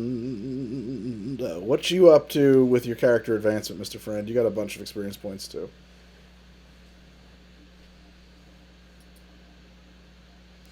Ari, I think you've muted yourself. He's muted himself. I did. Okay. You've muted yourself. Yes, I did. The mute has happened. I should be unmuted now. He's a mutist from way back, and sometimes he slips into old habits. I just don't want people to hear me fart and stuff. I'm sorry. We do appreciate that. Conscientious. A burp came through in our pre-show, and everybody made note of it. And I'm like, well, usually I'm muted. So no, you know why? Because this is the downside. It sounded like me, and I was like, wait, is that me? What happened? I was confused. So this is just improvement points. We're not doing Eurobucks yet, right? Yeah, we'll get into that in a second. Okay, good. Well, interface. I would like to improve my interface. I know I'm limited to 1 rank at a time. So I will spend 300 of my 570 to increase my interface to 5. Yep. I feel like I can justify that. Absolutely. You don't really need to justify it. I mean, it's 1 rank. You're getting better at stuff. It makes sense. That's a good point too. Don't forget about your roll rank ability. By the way, no one other than you so far has looked at that. Oh yeah, no, that was all I had eyes on. I've been waiting. I never you had can enough sit on the rest points if that's until now. Well, it's so important to everything that my character does. So much of my character's activity is tied to this ability. Yeah. Can you go on that roll rank ability? Say that again, Ant. Can you repeat that? What's our roll ability rank improvement? Well, yours would be credibility. That's the special ability for media. So we can increase your credibility. You have a 4, going to 5 would be 300 points. It also has an in-game kind of idea that you have, even though there's a separate reputation score, the idea is that you are a higher caliber. There's tiers of quality edge runner, and when you hit different number brackets, I think 6 to 7 is the next bracket. folks just kind of perceive you differently. Yeah, they just see you differently. Exactly. So how does that roll ability increase? Do you have to spend IP on that? Yeah, if Yep. you look at where the spend thing is, it's the third one. Roll ability rank improvement. Like there's typical skill, difficult skill, and then roll ability. What page was that again? 412 of the PDF. Thanks, sir. You're welcome, sir. Oh, so the roll ability rank is not Your your attribute actually can't Stat. be increased. You can't increase stats with experience points. That's right. Oh, okay, I made a I came to that realization. You cannot. Your stats are your stats. You can increase them through cybernetics. You can increase them with cybernetics and shit. But like, yeah. All right, I got to I got to reconfigure my spreadsheet then. Yeah.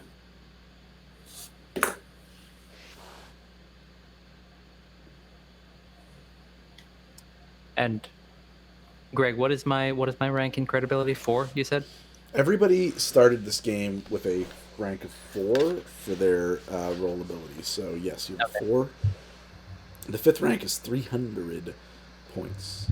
All right. And the highest you can go up to is what? 10. 10. Oh, wow. Okay. 10 for anything. Oh, jeez. I keep smacking my microphone. I gotta set this up better. Yeah, it's 10 for anybody. For anything. Any skill can be 10, or a roll can be ability. Roll ability can be 10. To get to 10, though, you gotta spend 300, 360, 420, 480, 5. You know, you're talking about thousands. Or like 1,000. Yeah. So are we doing this? What are we doing? Oh, you've just spent 300. Do you have any? How many more do you have? I have 270 more. Where are we putting I could, of course, bank them Yeah, and you can. wait to increase. I don't really know what skills I want to do because like there's stuff I think I should probably that warrant increasing, like handgun. I definitely I shot Santa Con a lot. I hit him a bunch in that fight. Yeah. What would that cost? That's a typical skill for me. That's 140. Because you have a 6 for handgun and you want a 7? That's 140, yeah. Yeah, so that's what I'll do. I'm gonna take my handgun up to 7. Awesome. That leaves me with 130 left. What do I got? What do I got? What do I got?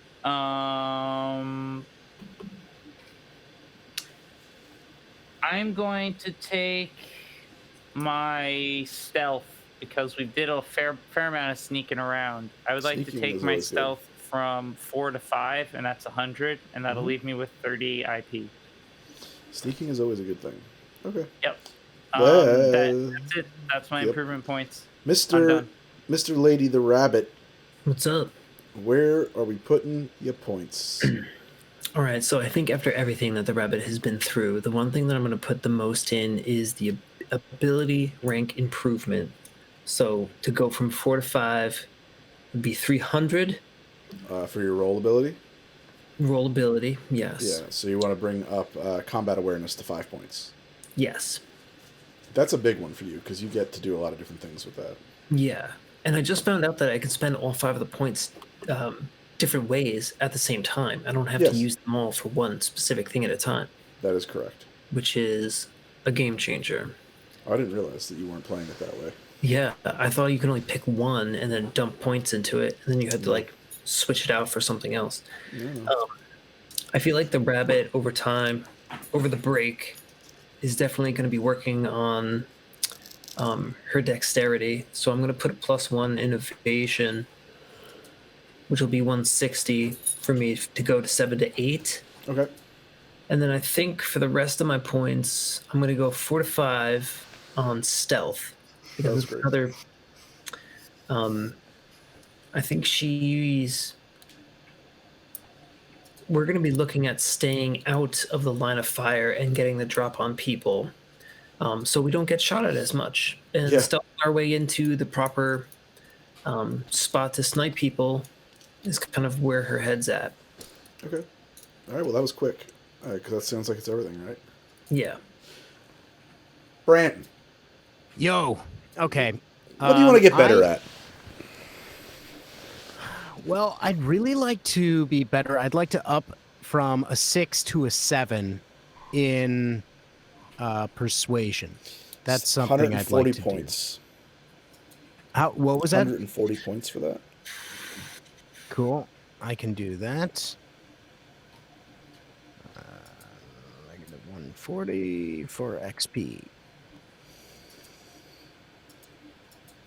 And I can also...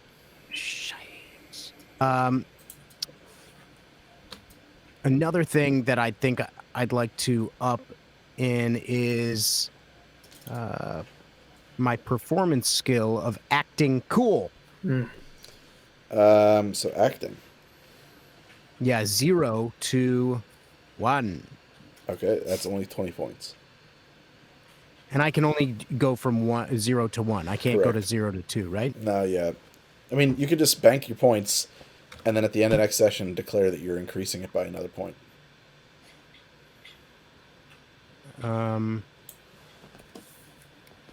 So... Sorry, guys. I got the yawns so bad. Oh man, it comes in waves too, right? It hits I you real feel- hard, real fast. I'm Wait, starting to Greg, I have a question. Am I adding points from attributes, or am I adding in skills? skills. Your attributes can't be changed. Darn it. Okay. Well, okay. Well then, I would like to. So for conversation. Yeah, that's a good Now, one. conversation. Where does conversation help me out? Conversation is surreptitiously.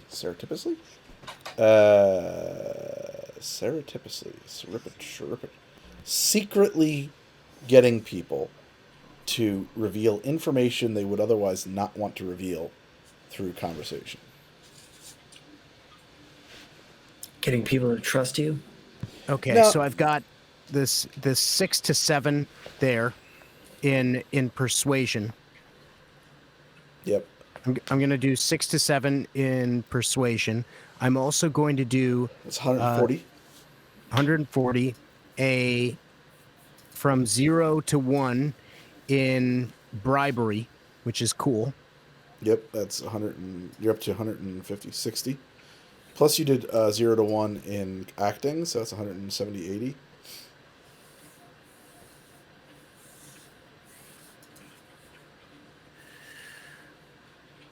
So from 0 to 1 is how much? I'm sorry. 20 points. 20. Okay.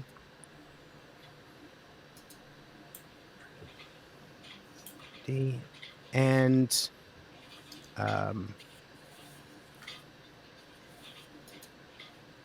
trading. Where would trading come into? Actually, sorry. Trading Business. is haggling. Trading. I'm going to do business, Yeah. and from business to 6 to 7, another 140 points. Okay. Yeah, it's weird because like a couple of these things kind of overlap, and it's one of those things where you just pick the tactic and the method that best suits the situation in your character. So business is skill regarding the business practices, the laws of supply and demand, employee management, procurement, sales, and marketing. Yeah. Greg, one more question, and then I'm done.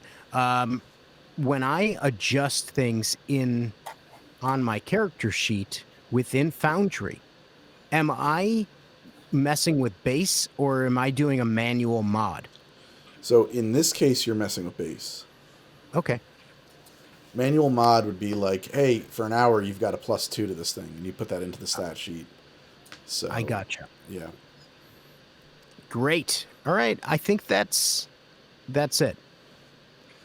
Neat.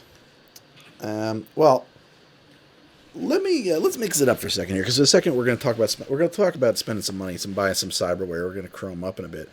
I want to throw some questions to you guys. some things I think that I think I want to think about your characters, and I don't know that you have or haven't. And it's this thing I always think is like overlooked in a lot of role-playing games by players and storytellers or dungeon masters or game masters or referees or whatever term you prefer.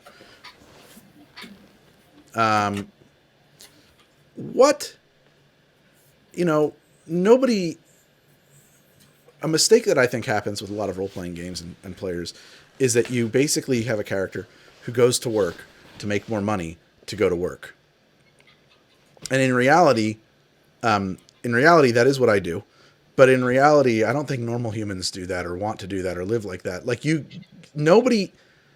always think about pirates. Pirates didn't become pirates so that they could spend all their monies on buying better cannons and becoming faster and harder pirates so they could spend more money on cannons and becoming... Like, they spent most of the pirating money on hookers and booze and parties. So my question is... as I kind of reposition myself here, if you have some loot, what are the things that your character likes to do outside of work? Are you do you have a hobby? Do you have an interest? Are you a bird watcher? Like, where would you go on vacation if you were going on vacation in this character? What would this character do? Do they like to go? Are they me? Do they go feed the squirrels in the park and talk to themselves? That's true. That's me. Do they? Yikes, Greg. I used to do that between classes at SVA. I would go to Washington Square Park, buy a bag of peanuts, and feed the squirrels.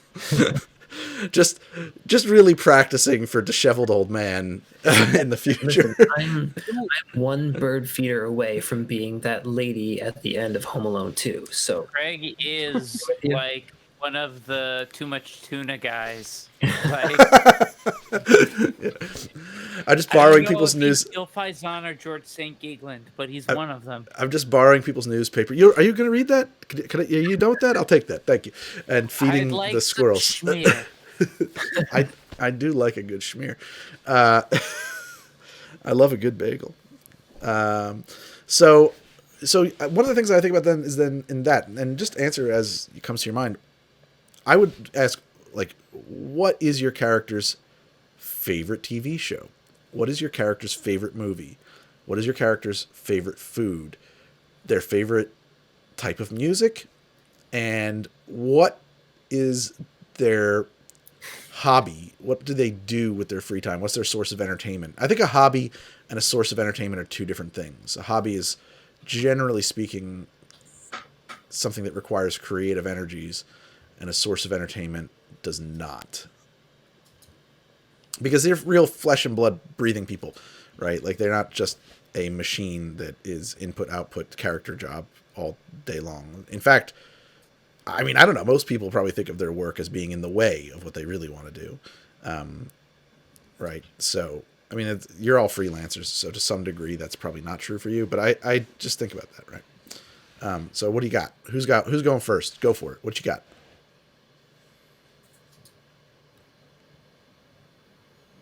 Nobody's going first. I'm going to name somebody. Okay. Cassandra. Okay. Ari. Brandon's up. Brandon volunteered. Brandon's favorite TV show.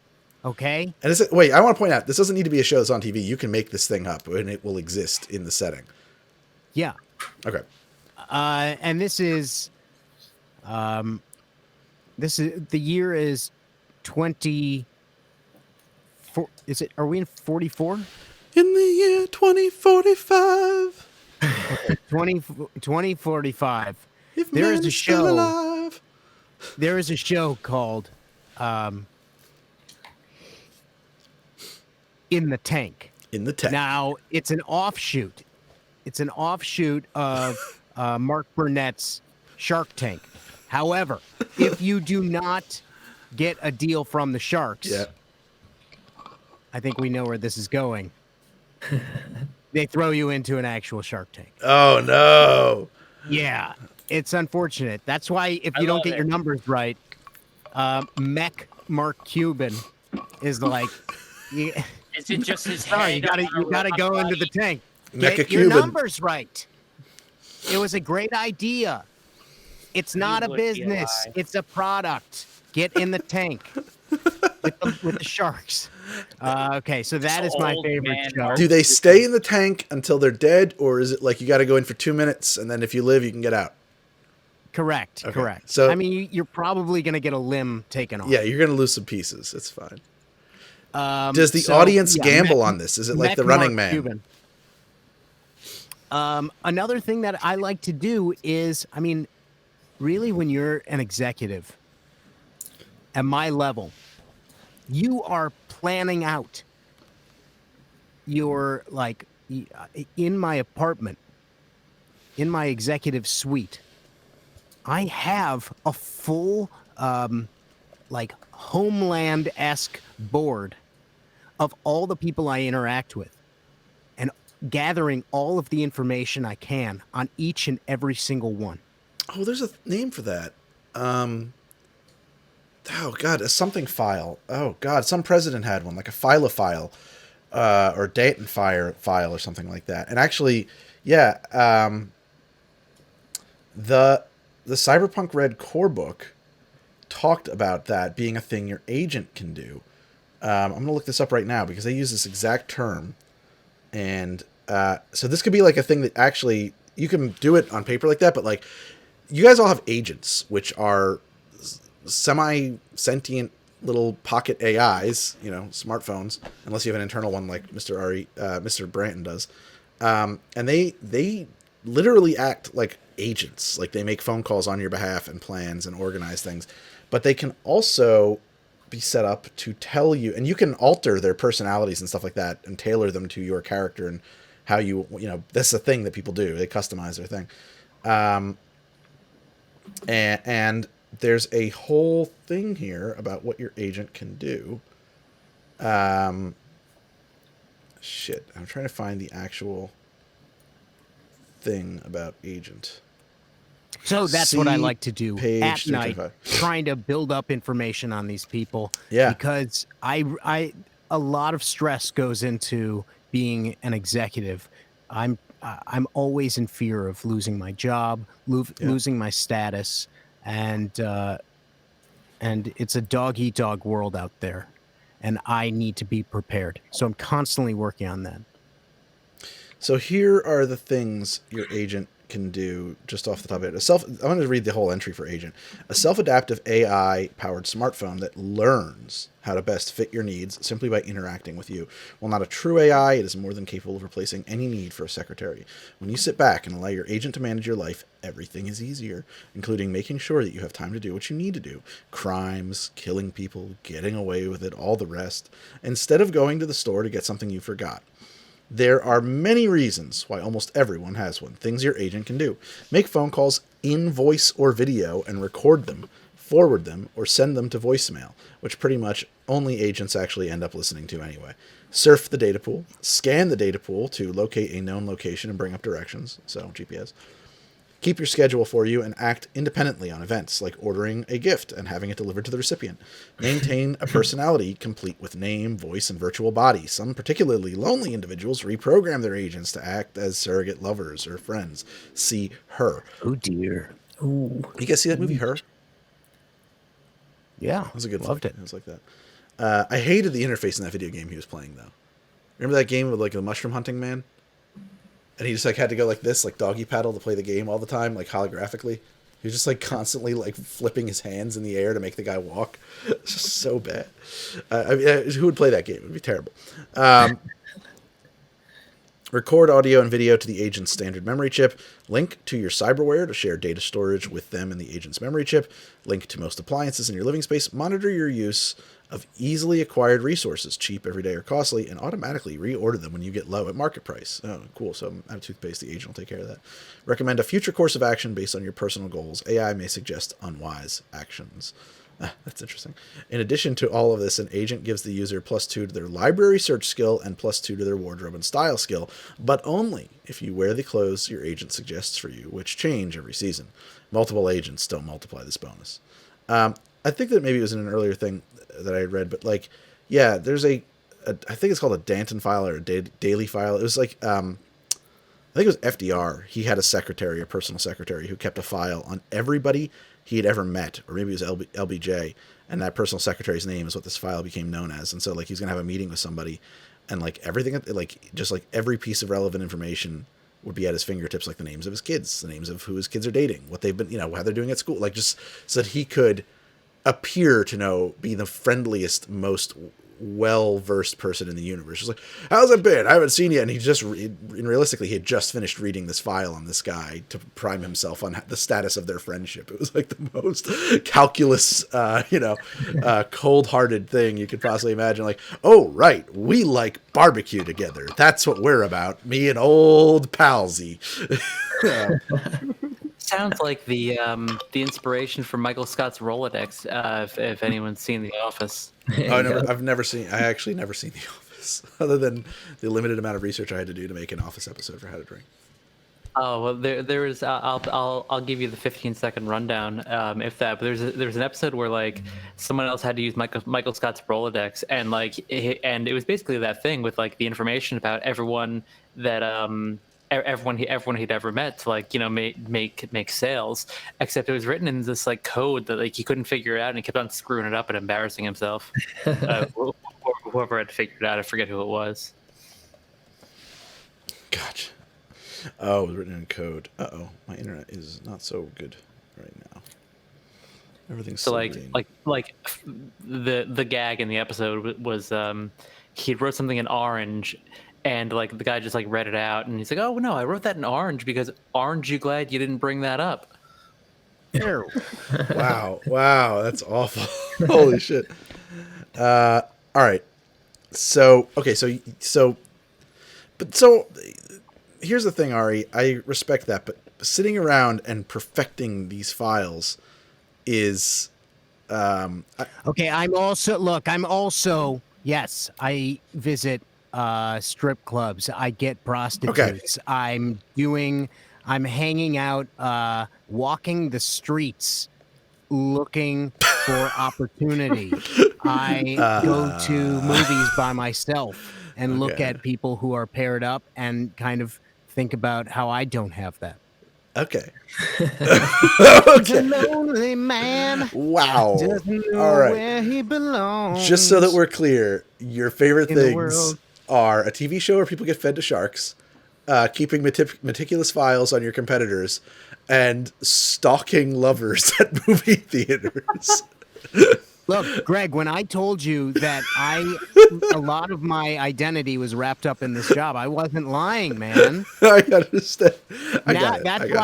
That's why when I might get fired, the idea that I might not have a job on Monday, it's freaking me out.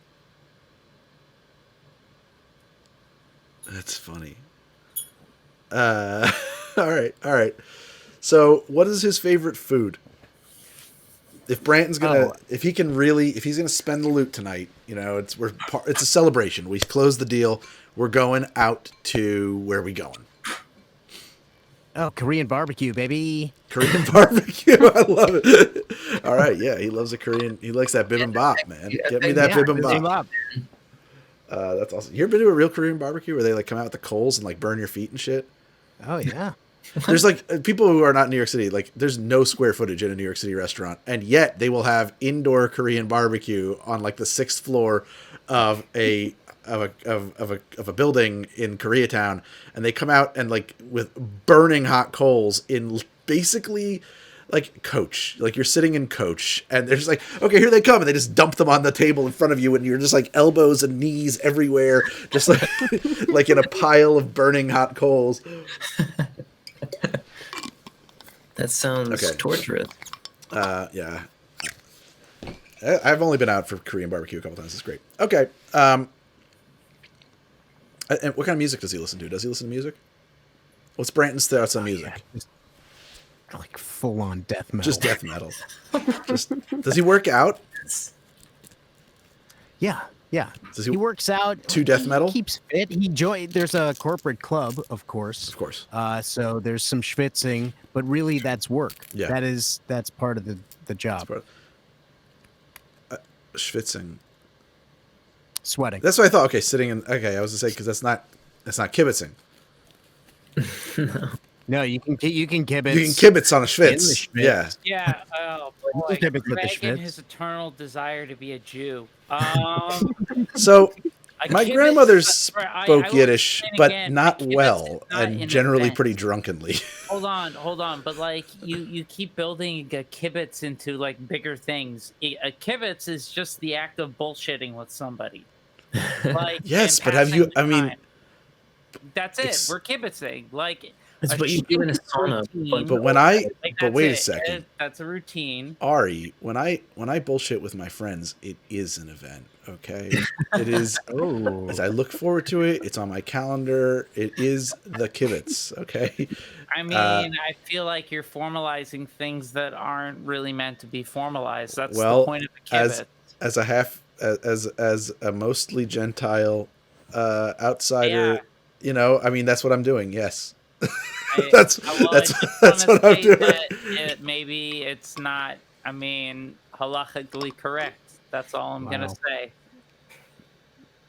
That was spot on. Halakha's Jewish religious dogma. So and also with you, you, my friend. Okay. You take that, sir. Who else? Who's up next? Who wants to talk? Let's go back to Cassandra because we went out of order there.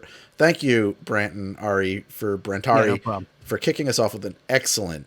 We got In the Tank, death metal, Korean barbecue, stalking coworkers, and also random people at the movie theater, which is very sane, and lots of hookers and blow. Lots of just good time Charlie stuff, searching for meaning. Does he have trouble sleeping? Is he like one of those people who just like is he like me? He gets in bed at night and he's just like, man, I didn't finish anything today, and like he has to get back out of bed and go back to work. He just feels incomplete all the time. Does he have that Correct. gnawing emptiness inside of himself like me? Yeah, the fear drives a lot of that. Yeah. Okay. Yeah, we're both sane people. Okay, so Cassandra, what's the word? What is your Cassandra? Welcome to the Actors Studio. What is your favorite color? Yes, I like where this is going. I'm going to use a format of interview invented by, what was it? He was always the Proust format. Yeah. And it is. It's like the simplest questions in the world. It's what is your favorite color? But what's her favorite show or movie or whatever form of entertainment was she up to when not working? So, Sandra, she grew up in a nomad gang, right? And she's a tech, and so she's surrounded by technology all the time. Yep. And she likes that. That's what she's good at. She has a passion for it. But I think when she watches a movie, when she goes and is just like absorbing entertainment, she's not really thinking. She goes for nature documentaries. That's something that's very probably exotic at this point in time. It's not easy to get in the outdoors to experience nature as it once was. So she's kind of fascinated by what the world was before all of this. Well, and actually, there have been mass animal die-offs, and most things are extinct at this point. But Biotechnica, particularly not too far from where you're at in the Pacific Northwest, has been repopulating the Earth with genetically engineered creatures that are more suited to the environment so that they won't die off. It's a fairly well-known project of theirs. And so I think that's a really great thing. So are you interested in the concept of all nature documentaries? Are you watching like pre-war nature docs from the back in the day? Like, wow, there used to be these like flat vids, or are you watching stuff on like the current state of what's happening? And we just lost Cassandra. Oh no. We just lost her. Oh no. Liz! Quick, Greg, vamp.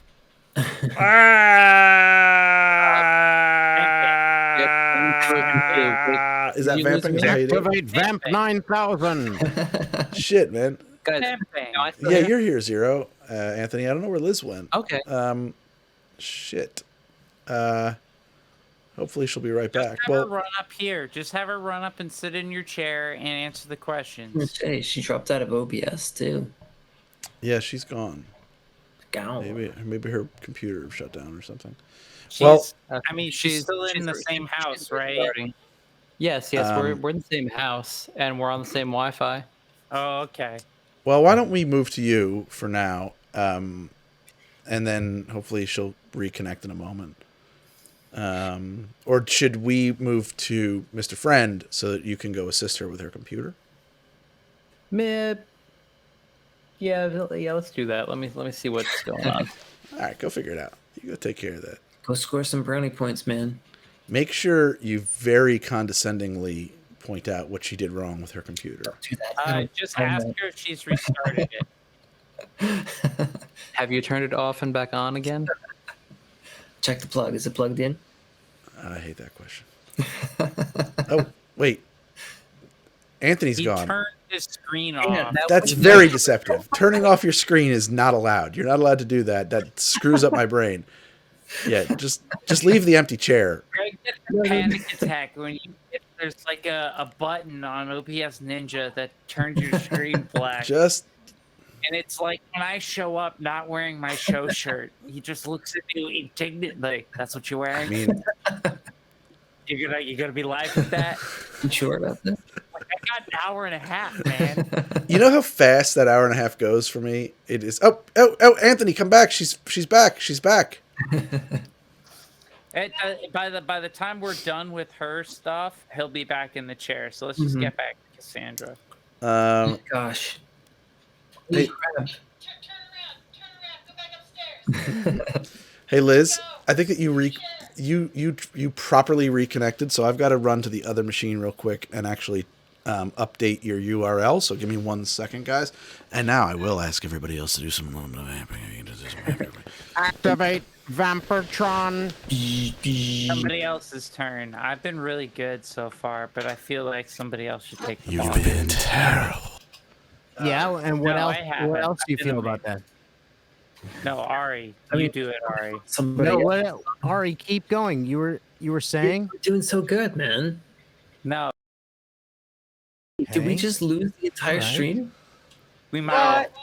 No, Everyone left. Everyone left. No. What happened was I had to switch to her ISO scene for her camera to input a new URL, and I forgot that I wasn't in studio mode.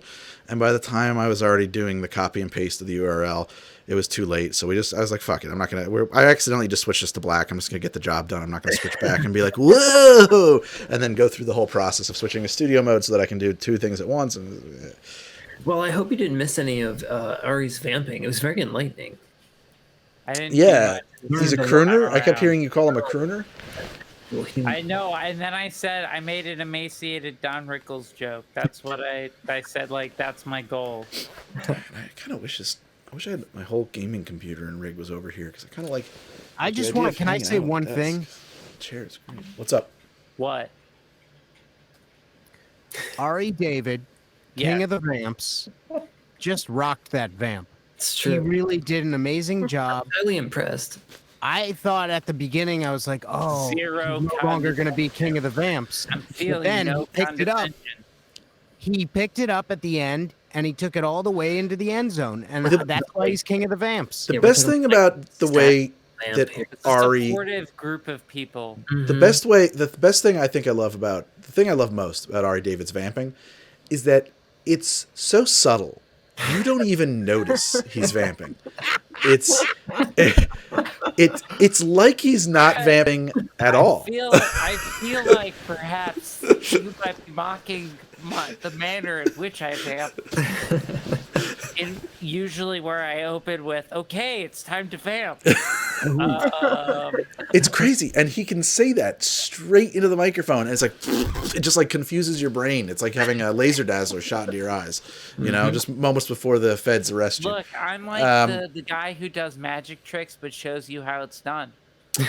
I'm just showing people the moves. It's Yeah. vamp And time. what people don't even realize that what just happened, even after we called out how great Ari is at vamping, he continued to. You didn't even know he was vamping right there. Right? That's Yeah. right. Right. He's vamping That's why now. he's the king.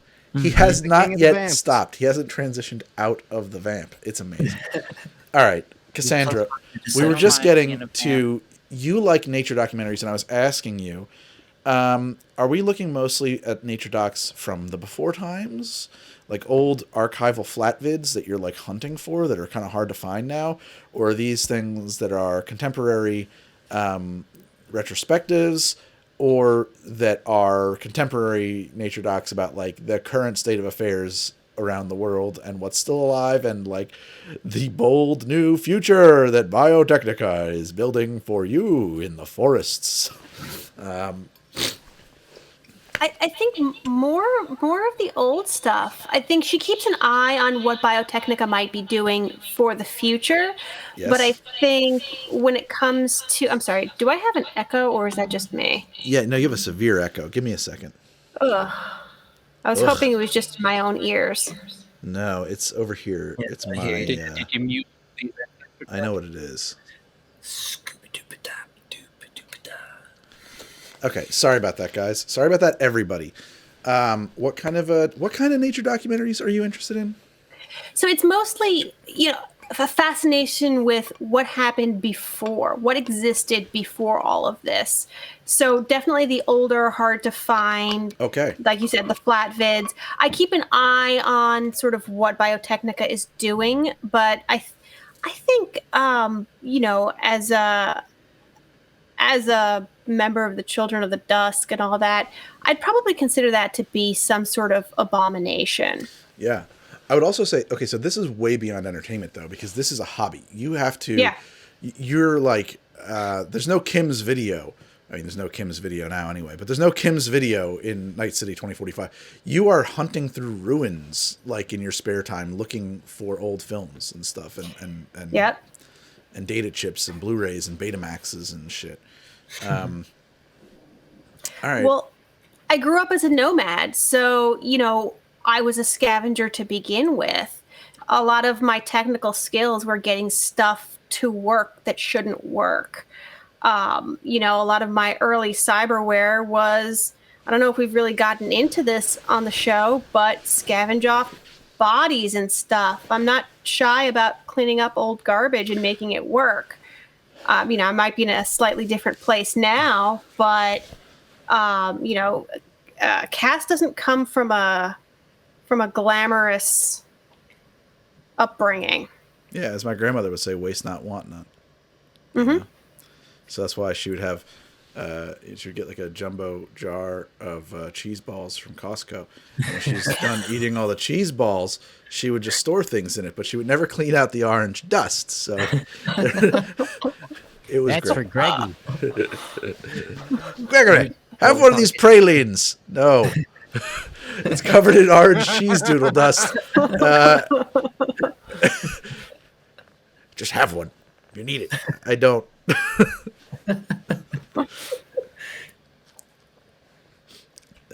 Did you cook up a bunch of rice and put it in the cheese dust? Yes. Okay. That's my favorite. Right, and my vamping's just so bad. It's so bad. That's no not one said vamp. yours is bad. We You're called you the king. of the vamps. You You're have You're the the literal fucking king of vamps. Yeah. Of all the vamps, you have dominion over them. You collect. You collect taxes on the other vamps. You force them to levy their forces at your beck and call. I will take this mockery to the level of compliment at face value. You are sailing Just say that across you're the complimenting me English and allow Channel my ego. with your vamp levies to take Brittany. Okay. Listen, Suzerain vamps. yeah. But compliments. How dare you just throw them back in our face like that? No, I won't. I love them. My ego needs to be inflated. Stop it up, man. Yeah. All right. Okay, so serious nature documentary hobby collecting. I love that. That is such a great piece of character. But that's like work. And when she doesn't, I mean, I guess watching them can be your main form of entertainment. Like you probably have a little collection, and maybe now when you just want to sit down and have like some instant coffee, and chill out and zone out for a minute, just watching, David Attenborough talk about planet Earth or something like that for 45 minutes might be exactly, that's your main form of entertainment. Are you into any other music, meditation, yoga? I'm just thinking about things that make sense for this very spiritual character. I mean, yes, for sure. I mean, but that all ties into her her faith, I guess, in her post-apocalyptic future and current apocalypse. So yeah, sure. She meditates on her own lack of purpose and meaning, and really embraces that. Really tries really tries to enlarge that feeling inside of herself. Right. And tries to concentrate on the purpose of humanity and whatever will come next. So yes, definitely the meditation and the study, and that takes up a lot of time. Not just money, but it's hard to maintain relationships outside of the organization, just given its nature and the amount of time it takes and the focus it requires. And on top of that, you have work, because you have kind of obligations to, was it South Steel? Was that the booster gang that you were affiliated with through your coworker? She's affiliated with South Steel through me, for sure, because they live in their turf. Yeah, but otherwise, I don't necessarily work with any one booster gang. I've done business with several. I'm not in any, and I don't necessarily limit myself to any. I do have a partner that I work with, another tech, and I believe Vasily, yeah, and I believe he has connections to a nihilist gang. That's true. I remember now that it wasn't South Steel. It was one of the ones from the book, and I don't have those notes in front of me, but yeah, they were like a true nihilist gang. That was their deal. Okay, and so that's pretty cool. That's a lot. I like that. I like all of that. So probably, what's your favorite food? What's your indulgence? I mean, fancy foods are kind of a rare thing at this point, right? Most people are eating freeze-dried stuff, right? Kibble, things like that. Right. So I guess if I was really going to indulge, maybe it's something you've never had and something you only dream of eating. Although now you're pretty flush, so you totally could. Yeah. I mean, she definitely drinks. She definitely indulges. What's her favorite alcohol? Whatever she can get. Champagne. I'm going to go with champagne. Yeah, because she's about that champagne. She didn't grow up fancy. Right. So this is like, this is something to aim for. And so, she drinks champagne. She drinks whatever. And like I said, she was a chemistry nerd, so she's not afraid of drugs. She understands how they work. So sometimes she might test them on herself. Sure. I was gonna say too, a real nihilist, a dedicated nihilist, can be a great bon vivant, because like, hey, I have money, and money is useless. I don't care about feeding anybody else or any good or beneficial things that can come from this. I'm going to stuff it up my nose and have a party. Like, that makes a lot of sense for a character who is plotting and welcoming the death of all living things on the planet. You can look like a really fun guy while you're doing that. Did I lose your mic, Liz? I don't think so. Can you hear me? I can, yes. It looked like you were talking and I could not hear you. So, all right. I think that's pretty cool. So champagne, nature docs, the collection of nature docs, which I am obsessed with. I love that idea. And yeah. All right. Favorite food, though? We never got to that. What's your indulgent food? Oh, indulgent food. Yeah. I'm gonna say fresh fruit. That's got to be incredibly rare. Straight up at this point in time. Fruit like peaches. Yeah. Yeah. Nice. Yeah. That takes a lot of effort to grow. I have a shotgun mic that is extremely unfortunately placed in camera there. I'm just going to readjust my position. It's not getting much better. It's very flattering. Okay. That's why on the it's good that we're doing a podcast, but also like just for the people that are only listening on the podcast, that's why I don't let anybody see me from the waist down. Nobody needs to know that I'm not wearing pants, and just that.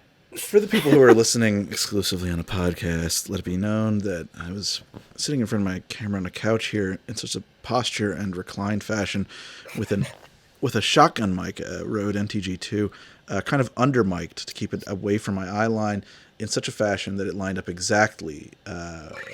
He looked like he had a metal penis. Yes. Yes. It's a big one. I mean, Johnny Five is alive. it's rather. I'm led to believe that Is that what he calls it? hung like a. I don't think. Five. I gotta say though, I don't think hung like a shotgun mic would really send a lady's hearts aflutter. You know. I don't know. I feel like it hits home with me. Maybe if there was a sock on it or a blimp or something, like it's just they're not girthy. Okay, let's move it along. We don't need to talk about which microphones would be best for jerking off with. Hey, we should find out. We should get Harris Heller to do a video on the girthiest microphone. Which one's the Why girthiest? don't we call up Chris Newman and ask him? Leave the poor man alone. You've given him enough grief. My God. I did. Oh man, hung like a boom mic. All right. So let's move it along to Zero. Unless Cassandra, do you think there's anything else about her social life, her personal interests, what she does on a Saturday night that we need to know about Cassandra? I think that's already a lot. We know. A lot I'm about sure Cassandra. more will be revealed as we play. No, I'm sure. That's good. That's fine. All right, so let's get moving along to Mr. Zero. Mr. Zero. Zero. All right, lay it on me. What is your favorite color? Let's go with green. Mr. Zero's favorite color is green. When you see the color green, what feelings does it stir in that place inside you? I'm uncomfortable. Feeling of calm. Okay. What's your what does he watch on? Does he watch TV? What kind of media does he consume? What is his preferred form of entertainment? What's the favorite thing? He's just trying to chill out, just trying to shut off his brain. I don't think Zero does very much of that. Okay. Chilling out, but to the extent that that I do in my downtime, I've taken up painting. What form of painting are you painting? Is it dollhouse furniture? Color Please fields. make it. Damn it. Okay. No, What are you no, painting? color fields. Wait, are you It is painting? tremendous color fields, cybernetically enhanced color fields. Color fields? Like, Yeah. just like 20-foot. What was a color field? You're gonna have to help me out here. Think Rothko. I'm thinking Rothko. I think I have a Rothko toolbox in the garage. You have to You're assume thinking of that- the wrong Rothko. I have a very bad formal arts education. You must assume that about me.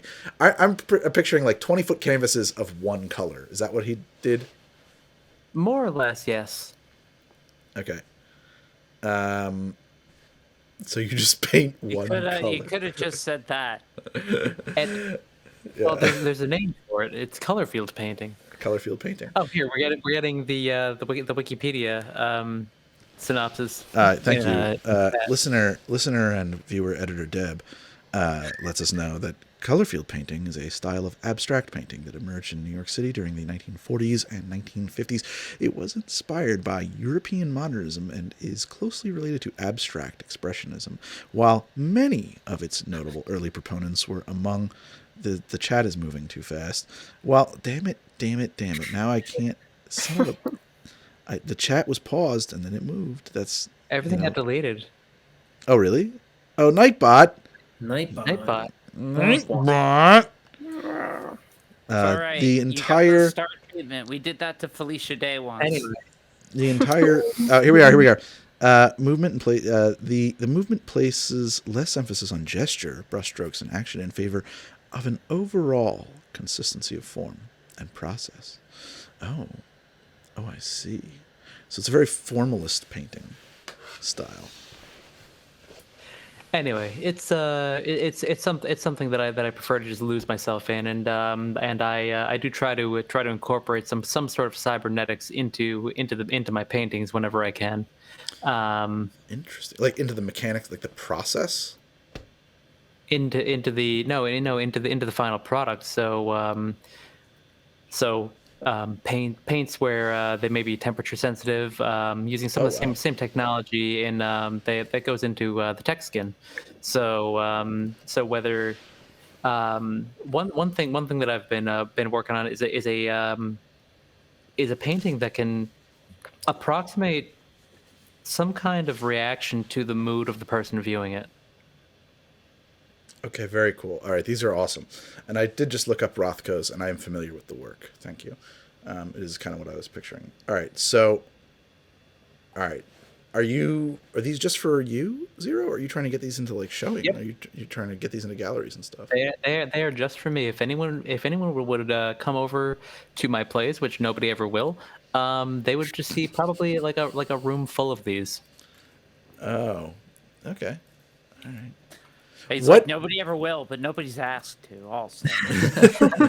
Well, it also sounded like, it sounded like a threat too, like, and nobody ever will. Yeah, like, have you no, it's through before, like when we were picking up a house, before we decided to go to my place, was there a moment where you're like, we're not going to mine, and like, nobody asked?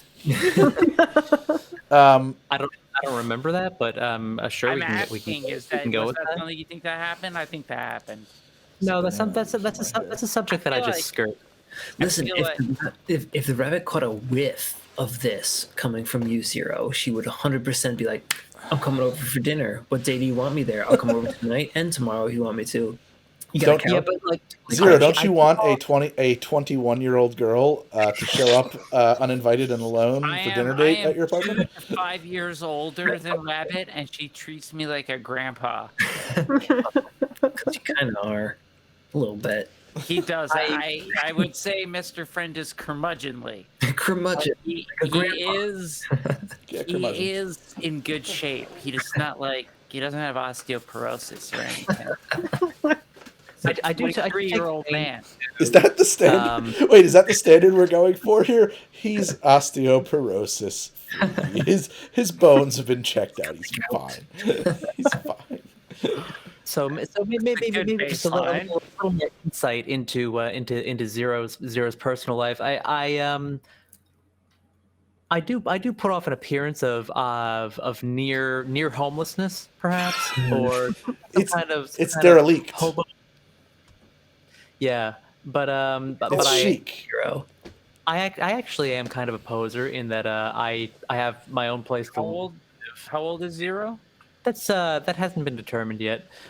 He's probably one of the older members of the party, though. We did figure out I think we've said you're like definitely way older. Like you're the oldest one of us. Well, I mean, look, but you guys don't really know.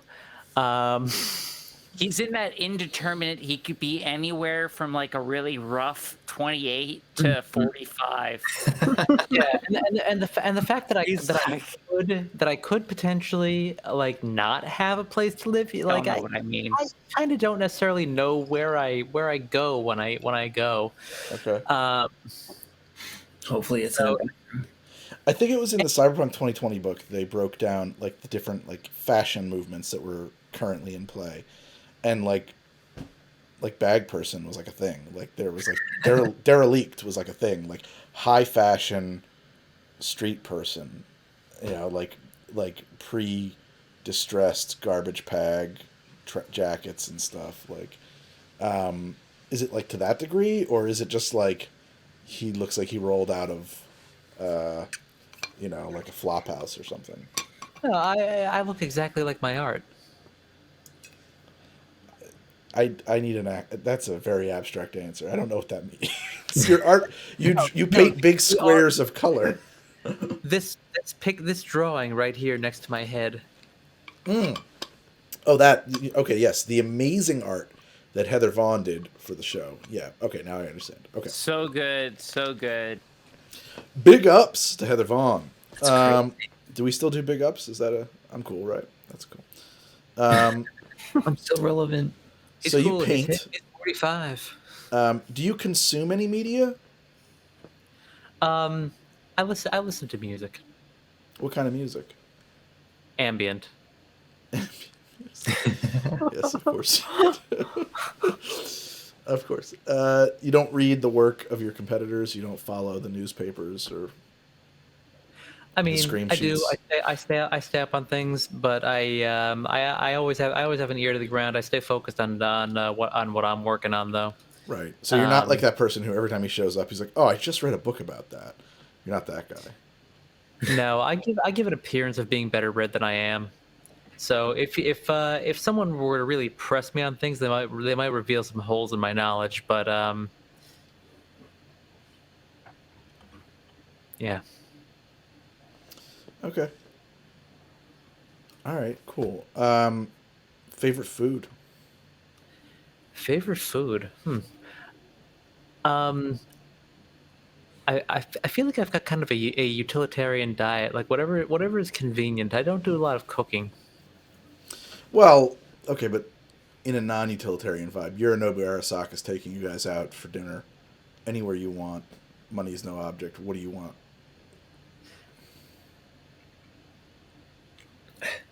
What do I want? You know, I think I will just pick the first thing on the menu that I see. I feel like Zero would be a buffet guy. Like, let's go to the all-you-can-eat buffet. I'm going to follow up on that. We go to an all-you-can-eat buffet. To what extent does Zero hide food in his pockets to take home for later? Like, how far is he going on that? No, that is not something that I would do. In fact, I would actually not eat at a buffet. Who did we just lose? We lost our Rubin. Yeah, we lost Rubin for a minute here. But He wouldn't eat at a buffet. Zero would not eat at a buffet. It's a little not necessarily hygienic enough for me. Oh, interesting. Is Zero a big tipper? No. Okay, he's not a big tipper. He's a piece of No, shit. not at all. Does Zero like to roller skate? Does he go to the No. roller rink? No, not at all. Okay. All right. So Zero is a character who has no real joy de vivre. He's just kind of here. Got it. I'm doing my painting. I paint flat squares of color. I listen to music with no shape or form to it, and I will order the first thing on the menu that I see. I'm going to revise that. Zero is actually incredibly picky about what he will and won't eat, and there are a few things that I go back to time and time again. Okay. I can get a little irritable if one of those things isn't available. So Oh, no shit, really? Mac and cheese. Tell me more. Is Zero a toddler? perhaps. Is Zero a toddler, sir? My camera has gone a little bananas. There we go. So is Zero a toddler? Yeah, I had to move over to the desk real quick to put Ari back on the show. So what are the things that you're very picky about that you must have? So in Night City, there's a corner stand, and over the years, there's just this really if people in the year 2021 were to see it, they would think that it's like an empanada gone wrong. But it just kind of evolved organically in that part of the country, and whenever I can get one of those from this street cart that if you would know, like, wherever else I would or would not eat, you would assume that I would not eat at this place because of just the condition that it's kept in. But this is actually like the one place that I will trust above every other place on the planet to get my food. So it's a street meat cart that serves empanadas gone wrong, but it's the only place you'll actually eat it. But someone in 2020, the food presumably has undergone some sort of mutation, ascendance over the years. So. All right, great. What's the name of this joint? This one on the corner. Yeah. Bob's. Is it a cart or is it like a brick and mortar establishment? No. It moves. Okay, it's not there every day. So they aren't sellouts yet. And then, I'm getting the sense here: is Zero a conspiracy theorist? Of course not. So yes. I just feel like we do not know the whole truth about what happened the night of the Night City Holocaust. Yeah, I mean, what about like what's in the water? Because I remember you set him up. He was very interested in like environmental concerns. That was like his focus in reporting. Yeah. Is it true that corporations are putting mind control chemicals in the water of Night City?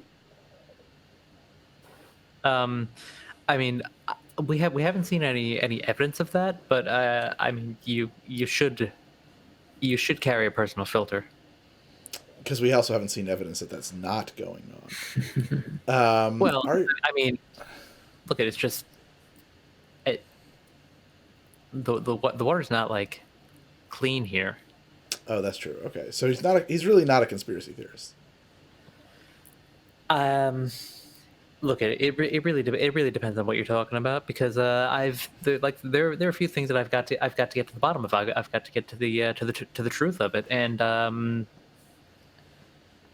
Zero may also be borderline eco-terrorist. Okay, no, that's good to know. That's fine. He's a borderline eco-terrorist. For what cause? I can't recall the name of the organization. Maybe you can come up with it. But we believe that we need a less building all over the place and more green space. Okay. More fresh water, more green space. Stop taking apart mountains. Yeah, it's the INZB. All right. It's Einstein Neunbeton. Isn't that German for new buildings falling down? I believe you're talking about Einstürzende Neubauten. Yes. Yeah. All right. I think that's all we're going to get out of Zero inside the Edgerunners studio. Oh, man. That's the name of the show. So let's go to, I think Mr. Friend is up next if we keep working clockwise. Okay. Mr. Friend. Okay. Hey. What is your favorite color? Black. Black. Like your fucking soul.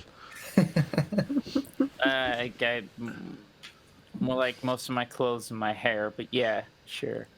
Is your hair black? Is it black? Right now, yeah. I mean, naturally it's black. Sometimes he colors it. He doesn't have tech hair. He just like dyes it, like old school. Yeah. Does he use Kool-Aid for dyeing his hair, or does he use like actual over the like? Does he go buy? No, he buys over the counter. Like Letty won't let him look like a piece of shit. He has to look presentable. So yeah, he goes and he buys. I mean, for real though, Kool-Aid is one of the best ways to get your hair fucking punk rock red. I mean, you wouldn't look like a piece of shit. You would just look fucking dope. But whatever. You He know. doesn't Kool-Aid it. Okay, that's that's your business. That's fine. You want to shit all over, do it, whatever. We'll move this on. What is Mr. Friend's favorite? What does he do for fun when he's not working? When he's He off work? restores pre-crash data, specifically old vids, like entertainment. So That's where his cryptography score comes from. He like decrypts old. Yeah, that's kind of how he and Letty. You were wondering like what do these two connect on? Well, she's a fixer and she deals in what people want, and he restores old data, and like it's a thing they do together for fun. Cool. It's like old flat vids, like old sitcoms and shit. And it's kind of like it's almost like antiquing in a way. Oh so my he god! He does that, and he restores like such pre-crash, pre-Arasaka Tower explosion tech. Like he'll fix up old cyber decks or like an old cybernetic arm. He has all of those skills. So like he's a guy who likes fixing things. Oh, that's and fascinating. It's almost compulsive. Oh, cool. If he's stuck in meat space, he has to be when he's net running, he has to be doing something, accomplishing something. Yeah. So okay, so I want to break this down. So you've said first old video content, like you decrypt and decode in particular, but Is he'll fix up like lots of stuff. I would assume that in that there's probably a community of these people out here doing that. Oh, for sure. Yeah, he's in that community. There's probably like, if you've ever been on one of these forums, like, wow, man, this guy really specializes in the sitcoms that run ABC from 1976 to 1981. Exactly. Over there, MGM Movies, when Darryl F. Zanuck was running the studio. So I'm just wondering, like, what is, like, does he have a specialty? What's his area of main focus and interest? He's very specifically focuses on local Night City broadcasts, late 2020s, like right before everything got lost. Okay. Because that's what people are trying to get back. They all want that, so he's focusing on that. He also finds it interesting because so much of his life has been decided upon what happened in this city. Yeah. So he's trying to, see what he can find of the past. So when you say like local, do you mean like public access, like kind of stuff, like Network 54? That's not national. That's a Night City network. Net 54 is actually. It is. I mean, I don't know about in 2020, but by 2045, it is a super international and terrifyingly dangerous company. Yeah. Yeah, no. Well, I mean, no. He does like local news, and then like American pop culture of the 2020s. Okay. Leading right up to the crash and like the rise of the NUSA and stuff. Yeah. That's very cool. I remember there was this is a brief aside. There was a woman, I was fascinated by this. It was like on Hoarders or whatever, one of the many hundreds of hoarder shows, and she was hoarding television. She had a barn set up that, like, it started out as one tape recorder and then 4, and then she was up to like 80 or 100 tape recorders that 24 hours a day she was just taping every broadcast channel and storing hundreds of VHS tapes, like, obsessively. I've read about I thought it was fascinating. It was some real Cronenberg shit to me. I mean, that was like, that's Dr. Oblivion, or but because of what she's done, that's like actually the only known copy of a lot of stuff, because she started doing it so long ago. Like some stuff that aired, that's the only known copy of that particular program that they found in her archives. But like somebody's actually got to go through and watch like dozens of possibly hundreds of years of footage, because she's so much going. There's a lot of stuff too when you go back far enough. Like, they didn't care about keeping stuff, so they're like, what's his name? Dick Cavett was talking about, like, when they try to, like, recovering the old. I mean, episodes. England in particular, the BBC had a practice of reusing their footage. Yeah. Dick Yeah. Cavett was like, I think that only like 12 episodes of my show have been saved that you can watch because, or some very small number, because they would reuse the reels, they would reuse the tapes, and at some point they were cleaning out and they asked if I wanted them. I had to buy them, and I got them. But a lot of them had been taped over. Anyway. All right, so you antique for Night City Media from the 2020s. That's a hobby. What's a mindless form of entertainment that you would engage in, or are you too erudite for such trivialities? Do you play a video game? Do you watch? I don't know. What do you do? I like that hobby though. That's a really cool hobby.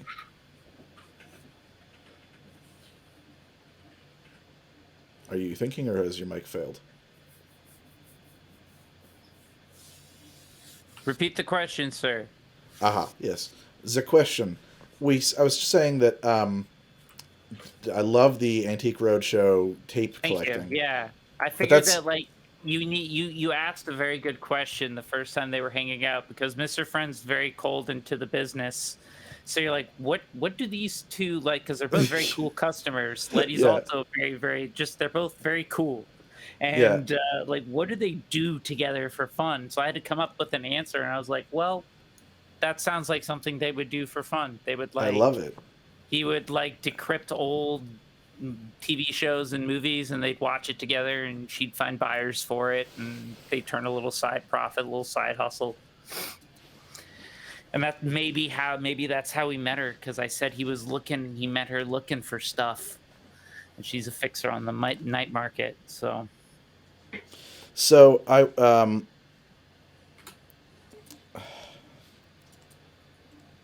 I was just saying that but that's like a hobby.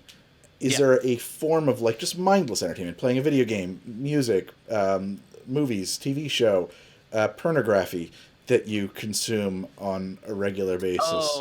Recreational drugs and Just eating drugs. No, mixed with like virtuality based entertainment. So like vids that require him to be jacked in, 3-dimensional stuff. Okay. Yeah. Yeah, like he likes chromer rock. Chromatic rock. You drew Yeah. him, chromatic rock, because you drew him correctly with a samurai shirt on, so he likes that shit. So he'll get like old concerts, and he'll watch like recreations of old concerts. So yeah, he is like a Johnny Silverhand fan and shit like that. Is he a Silverhand fan, or is Silverhand kind of a poser, really more into the Eurodyne albums after he left the band?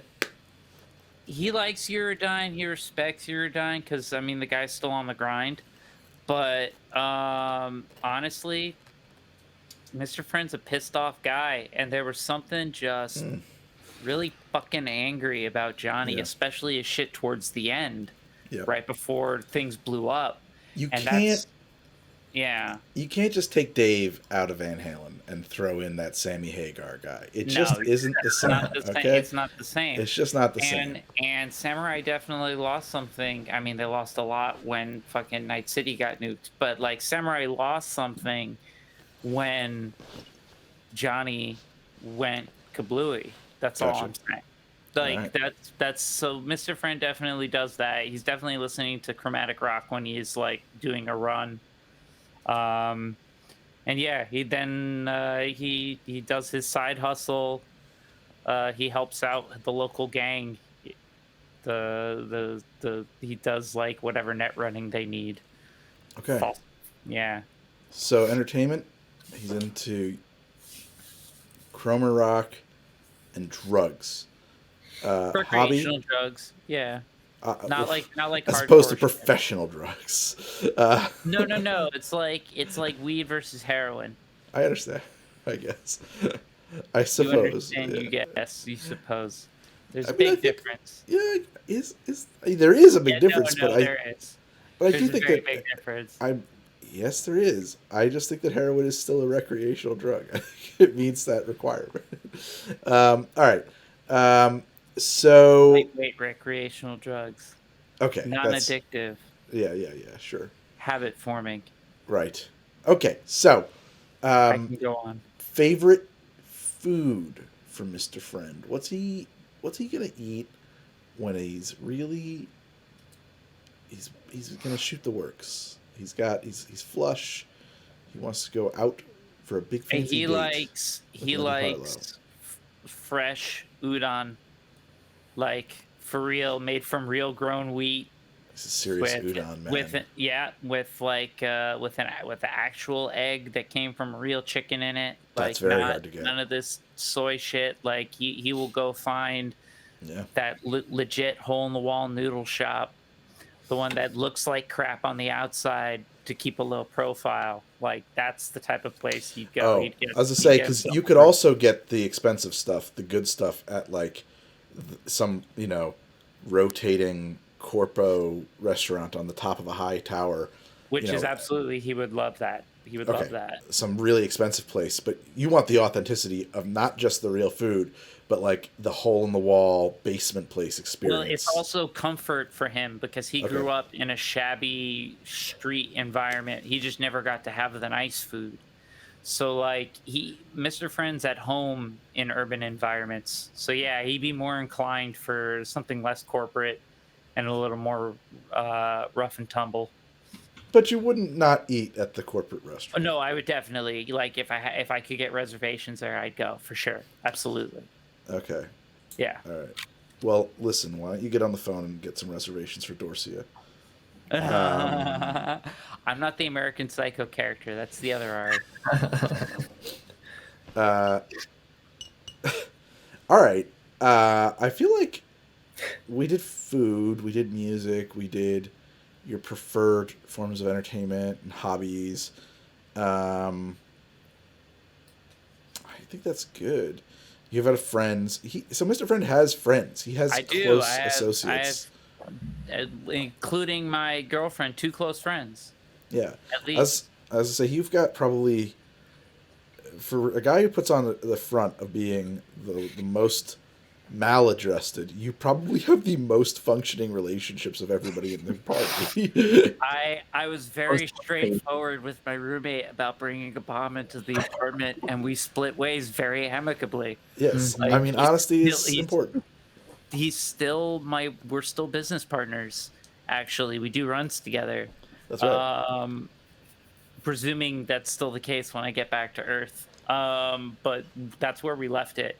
We left it with like, dude, I respect you, but I can't live with a giant bomb, so I'm gonna go live somewhere else. I mean, that's like almost literally what happened. That's a very reasonable position to have. It's hard to argue with that. And Mr. Friend didn't argue. He was like, "Yep, that's fair." Like, but I gotta tell you, dude, this is what I'm doing. Okay. So yeah, he's got his buddy Curtis. The two of them grew up together. They were taken in by the original Mr. Friend, who was this like Oliver Twist Fagin-like netrunner who exploited children, gave them like interface ports, and made them do net runs for him. And that's how Mr. Friend learned how to be a netrunner. And the original Mr. Friend got himself dead. And I went to Night City and I took his name. He had a wayward home for he had a home for wayward youths. Yeah. Well, I would imagine real creepy Slumdog Millionaire stuff. I would imagine mixed feelings though, because like he did. Oh yeah, no, he definitely good and bad. Yeah, well, I took his name for a reason. Like roof over your head, 3 square or 2 square meals a day, but also like put your brain in here and hurt yourself. No, like mixed feelings, and it kind of explains his weird simultaneous need to have people in his life. Like you said, he's got a hopefully we'll find out when we get back to Earth. Letty's okay and still wants something to do with him. But before he left, he had a fairly functioning relationship, and he had a friend, despite being really low on empathy. And he was starting to warm up to the crew, too. That's right. All of those things were happening. So, Unless there's something else you think I think I that's need to it. know. Okay. So the rabbit. Yes. Hey, rabbit. Hey yo. Sorry. The vaudevillain just keeps coming right out of me, I tell you. La da dee, la da da. Rabbit, what does the rabbit do when she's kicking it? When she's just chilling? When she's not practicing her shooting and head slicing and garroting and strangulations and knifing and firing of fire bombs? What does she do? That's not how she sees it. It's all just a job to her. Like, I mean, killing people is one thing, but like going out and like stopping criminals is like a whole different thing. So Wait, she just what? Does yeah. she stop criminals? Is that what she's about? That's what she thinks. Well, that's what she's believes she does. She's a very I feel like she has a very innocent kind of approach to this whole thing. It's like, oh, this is a task that I'm going to go complete because this person is bad, so they don't necessarily count as a person that I should care about. So she just does a very good job of self-justification about like, yeah. I would not be in this place doing this thing if it was wrong. And she's very gullible, like when it comes to these things. Like she's the person. What's that? I mean, that's how a lot of people's minds are. That's not an abnormal or unreasonable thing for a character to be like. She's extremely gullible when it comes to these things. Like she's even one of those people that will latch on to whatever like the newest trend is. Okay. You know, so like, you know, she also comes from a very like she's very tight with her family. Like it's pretty much like all she's really known. Does she have siblings? Life. Does she have siblings? No, she's an only child, but you know, she definitely makes an effort to go like spend time with grandma. You know, and like, you know, being with her family. Who like does she love more, mom or dad? What was Don't that? think about it. Who does she love more, mom or dad? Don't think about this. Just answer. Oh, it's definitely dad. Dad was the one that always took her to the range. Dad was always the one that would like, you know, do close quarter combat with her and like, you know, tussle her hair at the end of like a session or whatnot. She's a real daddy's girl. Yeah, 100%. But like mom and dad were always the ones that don't like the way that felt coming out of my mouth when I said that, but go on. Yeah, like mom and dad were always super over the top supportive of her and like what she was doing, taking her to the range to practice for hours on end. You know, almost they were the cause of her disconnect in humanity for actually like taking a life. And her grandmother was the one that would actually debate these things with her and actually like challenge her views on things. So she always loved going to her grandma's because she felt like it was an actual connection with a person. Okay, so mom and dad are corporate, like they are towing the corporate line. What was grandma's life like then? What did she do for a living before? And is this dad's mom or mom's mom? This is mom's mom. Mom's mom. Yeah. Mm-hmm. What was her life like that she has such an intellectual kind of bent, such a questioning mind? It was always bougie. It was always bougie for her because, you know, grandpa, you know, before he died, he was a high level exec and like grandma didn't have to work. Oh, wow. So she was always like the stay at home mom that was, you know, constantly cooking and baking, like the typical. What would she have done if she had gone, you know, was she taking art history courses or something? Like, I don't know why I picked that. I think that's from Mad Men, but like, what would she have done had she done something? She always said she would be a photojournalist. Okay, so she's a photographer, a hobbyist photographer. She said that she would want it. She always loved photography, but she always wanted to travel the world. Never film purist? Is she a film purist? What's that? Is she a film purist? Mm-hmm. She is. Okay, cool. Cool. That's great. That's awesome. So what does Rabbit do for fun when she's not working? What is her preferred source of entertainment? Movies, a movie show, a TV show, music. Yeah, like her big thing is going out and tagging. She loves grabbing. Yeah, she loves She's grabbing into- and going out and doing She's into the graffiti, graffiti. like doing some street art because she feels like it's one of those things that she could get in trouble for, but it's not like she's gonna get shot at for it. What is her tag? Oh, I mean, come on! It's like It's just a rabbit. It's the two little rabbit. whiskers, Okay. right? 4 little whiskers, Okay. right? You got the 2 humps, and then the giant ears, and that's it. 2 little dots for the eyes, and you just find them all over the place. And she'll decorate, all kinds of layers as far as like the paint goes, and then just tag it with the bunny on top of it. Okay. That's amazing. I needed to know that. That's fantastic. Yeah. So that's a hobby. It's a creative outlet. Yeah, that's the thing that she's most nervous about. She's so incredibly afraid that she's going to get caught. Yeah, do mom and dad know about this? No, obviously not. No. Does grandma? No, because this is graffiti. This is like street thugs go out and like, booster gangs do tags, not like the rabbit. Not my daughter. Okay.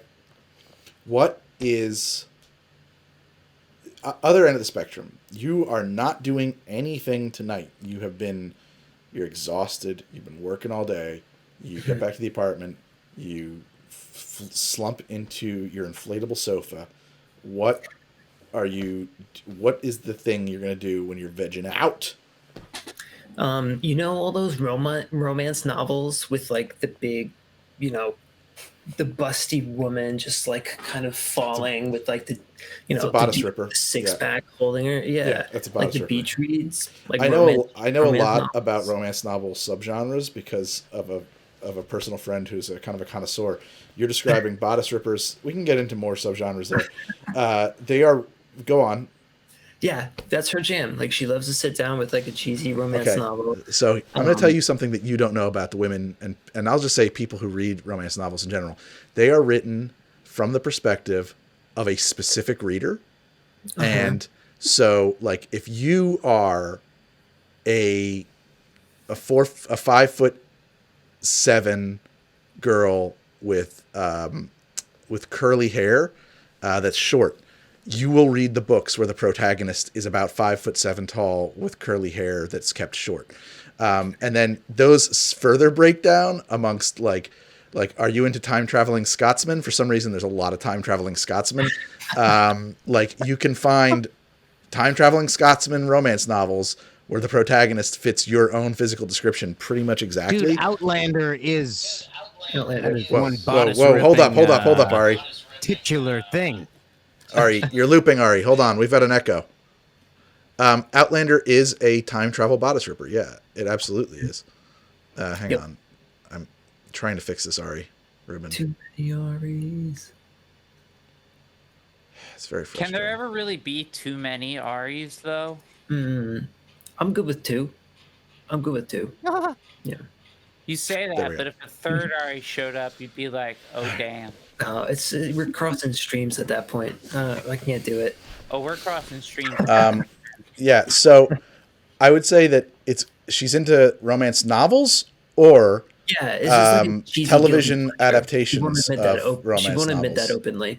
Like this is privacy of like her own home me because tell you it's not something. cool. There's no No, way like she would let anybody catch her reading those. The reading of romance novels is an extremely private affair. I'm absolutely. That's private. What I was gonna say was, so what I'm saying, you should think about her preferred genre of romance novels, and actually, she probably has a favorite author. Of course, this author does not exist. This is a pen name for a format that is handled by a series of ghostwriters, and she's probably aware of that. Or maybe not. Maybe she's not that sophisticated. Liz is fucking dying with how much I know about romance novels. I'm just watching her face. My God.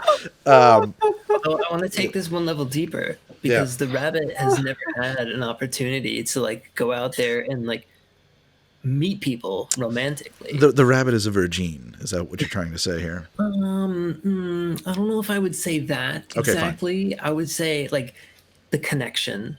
She's never been able to go out and find the connection because of like the way she was raised, and it's just kind of generational damage, I guess you could say.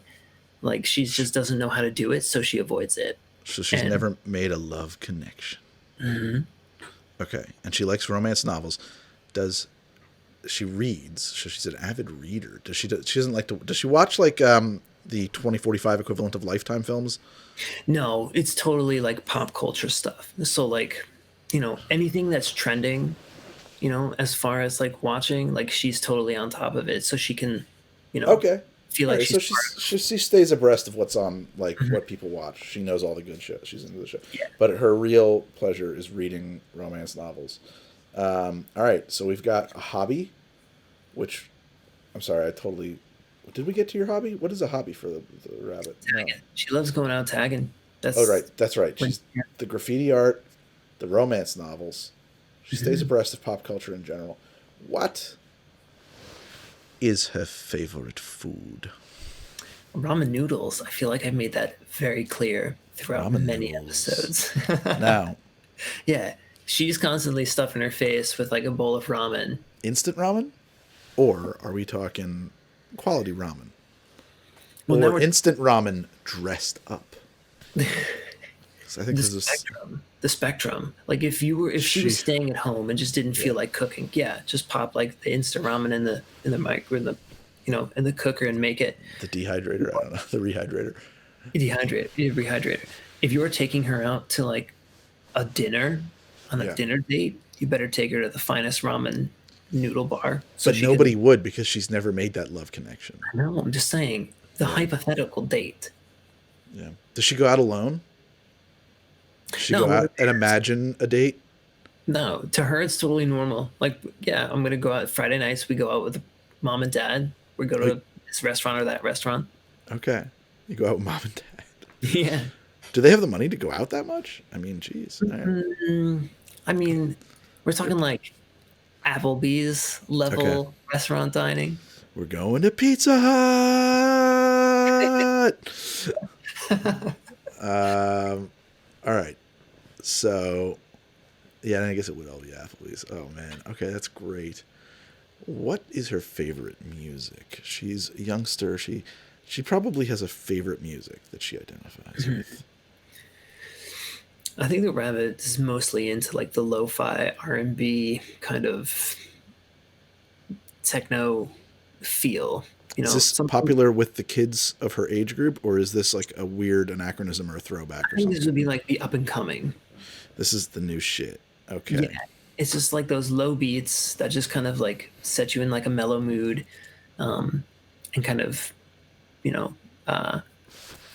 more just background music that'll kind of just help you relax, chill out, stuff like that. Yeah, lo-fi hip-hop beats to murder to. Yeah, I got it. Nice. Are there lyrics to this? I think some, Yeah. I mean, some artists, but the majority of what she would listen to is just kind of fade into the background, just stick you in the mood kind of deals. Cool. The mood to what? Relax. The mood Relax. to chill out. I think Is for her, it's mostly because she spends so much time being so hyper focused Yeah. on different tasks. She's self-medicating? She like sit down with some synth drugs and makes her some own. lo-fi beats? She makes her own. Yeah, like the Empire. Like she. Oh, made that's right. You were Empire making lollipops. She likes to make candies, to help boost the senses, if you will. Or to deaden them, to just like chill out. She's Yeah. interested in chillaxing. Interesting. Okay. So she makes her own drugs. You and Cassandra have that in common. She is into graffiti. She likes romance novels. Are she reading these on a digital reader, or is she like a purist? She needs them on paper. I would say paper, just because it makes her feel bougie. Okay. Because it's so old school, it makes her feel like she's connecting to some like hipster-ish kind of. What about audio versions?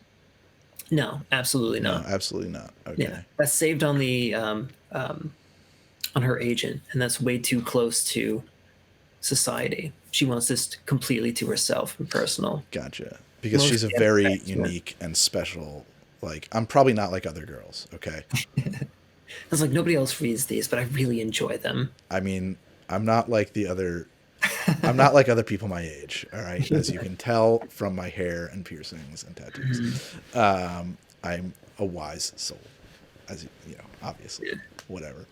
Have you guys ever watched Pen 1-5? That show is so good. No. Oh my god, Pen 15? Pen 15 is the best, dude. The show is fucking brilliant. It's sometimes it's a little uncomfortable for me to watch, just because I can't handle it. I mean, they are exactly my age, so what they are depicting is my middle school experience. Like, so watching it, like Greg said, is painful, but like personal, like on deep cuts. Yeah. Yeah. Deep cuts. This is we're on a deep aside now, but I'm just saying, Megan and I both say, like, we know the show's supposed to take place in like 2004 or something like that, but it feels extremely like 1997 or 6 or something. It very like I don't know, it very specifically felt like, just from the clothing that they're wearing to the pictures that were in their locker, I'm like, shit, this is exactly when I was their age, like 6th, 7th grade. Oh my god. All right. I thought we were going to get into buying cyberware tonight, but actually I think this was better, and we'll do that off screen. I mean, we're at our got show James end. Lipton. No, but I'm glad we did that. I wanted that's information that I'm so thirsty for this info, like your hobbies. You're a thirsty boy. Thirsty boy. That's hello. And I think that this was probably supremely useful for me, and maybe for the audience too, to paint a picture of who these characters are, and what they do for a living. You know, we've got a tech who is like a freelance arms manufacturer who goes out and builds machine guns and sells them, on a folding table between buildings in the middle of the night. Zero, who is a street scribe publishing zines and major exposés about the corporate malfeasance that's going on here in the town, and they're poisoning the water and all the other secrets. We got Mr. Friend, who is a very serious net runner for hire. He has no cause célèbre. He's out for the money and influence, and also for some sick old Night City TV broadcast recordings. The Rabbit, whom is a young lady of indeterminate age, who is into romance novels, ramen noodles, and high-powered long-distance assault rifles. And Branton Whiteford III keeps tabs on a lot of people. Corporate executive guy, works in research and development. What's the drug you're working on? It's the triple threat. Okay, it's taking care of baldness. It's taking care of it's an anti-anxiety and boner pill. So it gives you an erection, chills you out, and grows your hair back. Sounds like a win-win to me. It's the triple threat. It's the triple threat. And he's keeping tabs on his coworkers and just also random people in the movie theater or on the street. You know, he just likes to follow people. That's normal. Just eating popcorn and being like, I wonder what it's like to be a normie. It's probably not as cool as being me. It's right. It's cooler to be me. It's definitely cooler to be me. My skin is comfortable, but I do wonder what it would be like to wear his. Looks like it would be tight. I'm taller. And also, he's really into running around with a gun now. Awesome. Walk up to various machines that ask to be fed kittens. Mm-hmm. Feed me a stray cat. That book is so weird, man. It's a really weird book. It is a tough read. Tough read, yeah. All right. Well, this has been. We're gonna call this episode 0 of season 2 of High Tech Low Life, a Cyberpunk RED actual play that happens live on Twitch Tuesday nights at 9 p.m. At twitch.tv/Greg from HTD, and apparently now it'll be available wherever you get your podcasts, as we all say. I'll probably have to record some additional voiceover to package all of that up. And so thank you guys so much for watching. Thank you, Edit Deb. Thank you, Artistic Simplicity. Thank you, This Juan, Dave, Avery Berry. Binlid, Biomonkey, Eyes of Sin, of course, everybody who's been hanging out, How We Roll Owen, and just hanging out with us and getting to know these characters on the live side. And we will be back next week with another episode of Cyberpunk RED. We'll be back next week with another episode of... We'll be back next week with another episode of High Tech Low Life. All right, guys. I'm gonna. You guys can start saying goodnight, Gracie. I have to actually physically move to the other desk because I left myself without buttons over here to shut the show off. So I'm going to do that. Just vamp me across the room. It's a 10-second vamp. I know that the king of vamps can handle it. So we should tell the podcast people we do that old goodnight Gracie thing because one of us made that crack early on when we were playing D&D, and now we do that. Yeah, Greg, you should be moving. This is while I'm vamping. Okay, there we go. The artist is at work. Sat there to listen. That's how captivating. Yeah. My BS talking is. That's all I'm saying. Is that He's such a subtle vamp. I didn't even notice he started vamping. Isn't that amazing? It was just. I thought you stayed to listen, my friend. He's the king of the vamps. He's the king of the vamps. He's the smoothest vamp. It's the king. Hey, Ari, I know I don't want to interrupt your genius at work. I just want to let everybody know about my show. Why don't we let everybody know about everything? 10 p.m. Rubin on Rye. Check it out. Advancements in the big hat story, the story that's sweeping the country right now. Big hat, and we're making some headway there. A rare musical guest. Okay, a musical guest. How cool is that? Cool. And lots of other stuff. So swing on by 10 p.m. Rubin on Rye. 10 p.m. Alone Eastern. with Ari. That's it. 10 p.m. Eastern at Rubin on Rye. 10 p.m. Eastern. Twitch.tv/Rubin on Rye at 10 p.m. Eastern. And musical guests, Big Hat. A lot of other fun. Do we get to plug ourselves too? Do we all get to plug our stuff now? No more plugs. No plugs for everybody. Mr. How about we do John? John, you're next, going the other direction from there in that corner. John, what are you doing now? Yeah. Listen, I print 3D models, hungryfoxminis.com, or find me on Etsy. I just started my stream this past Sunday. Greg, chat, I should say, have you noticed that there are no tech problems tonight? Yeah, good job. That's because I took the reins on all the tech problems. So, oh, wow. You're welcome. Thanks. But I think I figured everything out. So this Sunday, 9 p.m. Eastern, we'll be painting up some more minis and getting that rolling. So come follow me. Click on my name. Follow me. We had several cameras drop out at random. I mean, there was a few tech problems, but it's fine. Just little nothings. Little nothings. Hungry Fox Minis. He's on Instagram. He's on Twitch. Yes. He's not on Twitter. Not on the Twitter. Not on the Twitter yet. We're working on it though.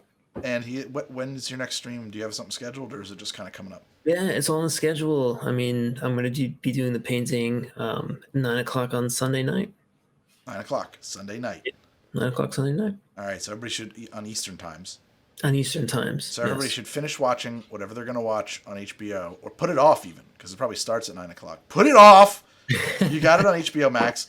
Watch John paint, and then watch your HBO. Okay. It's very. I mean, I feel like last Sunday it was very ASMR with the brush strokes. Yeah, we got to get you a sideband mic set up so you can do that. With the ears, with the fake ears on it, so I can just literally. Oh, that's the way to do it. You can do it with a real binaural setup. Okay. That's really weird, bro. No. The internet loves. The internet loves. There's two things. I have two predictions. One, I already said that ASMR painting streams are going to be your ticket. And two, I'm just going to out you now. You named your printing company Hungry Fox Minis before you really were online. You're going to have a lot of furry fans. I know from my mentions. I'm not even trying, and as they show up, you got a Hungry Fox Minis.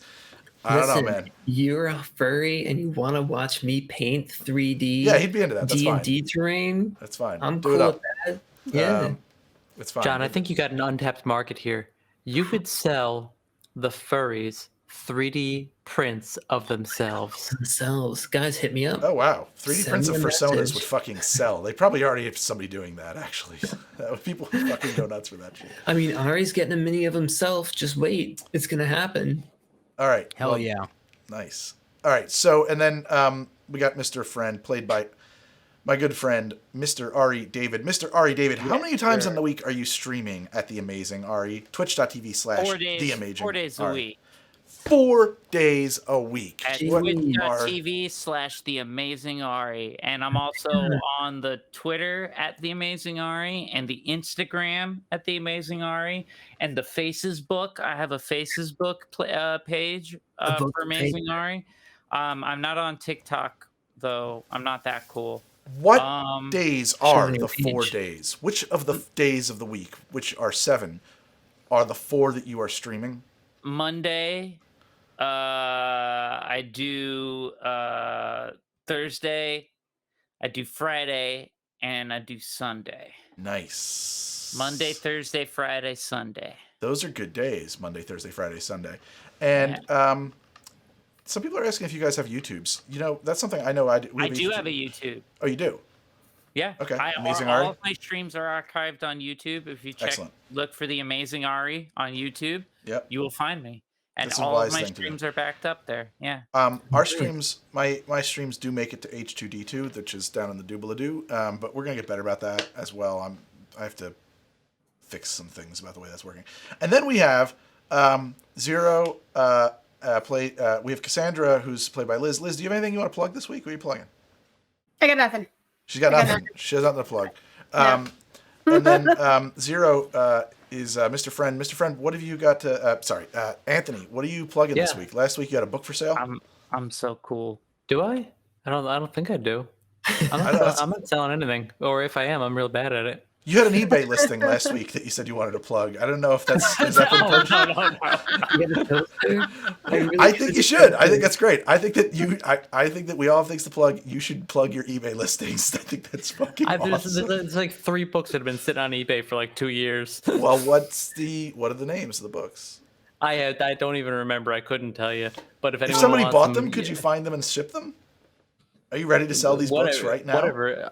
If people want these books, you pay for shipping, and I'll just mail them to you.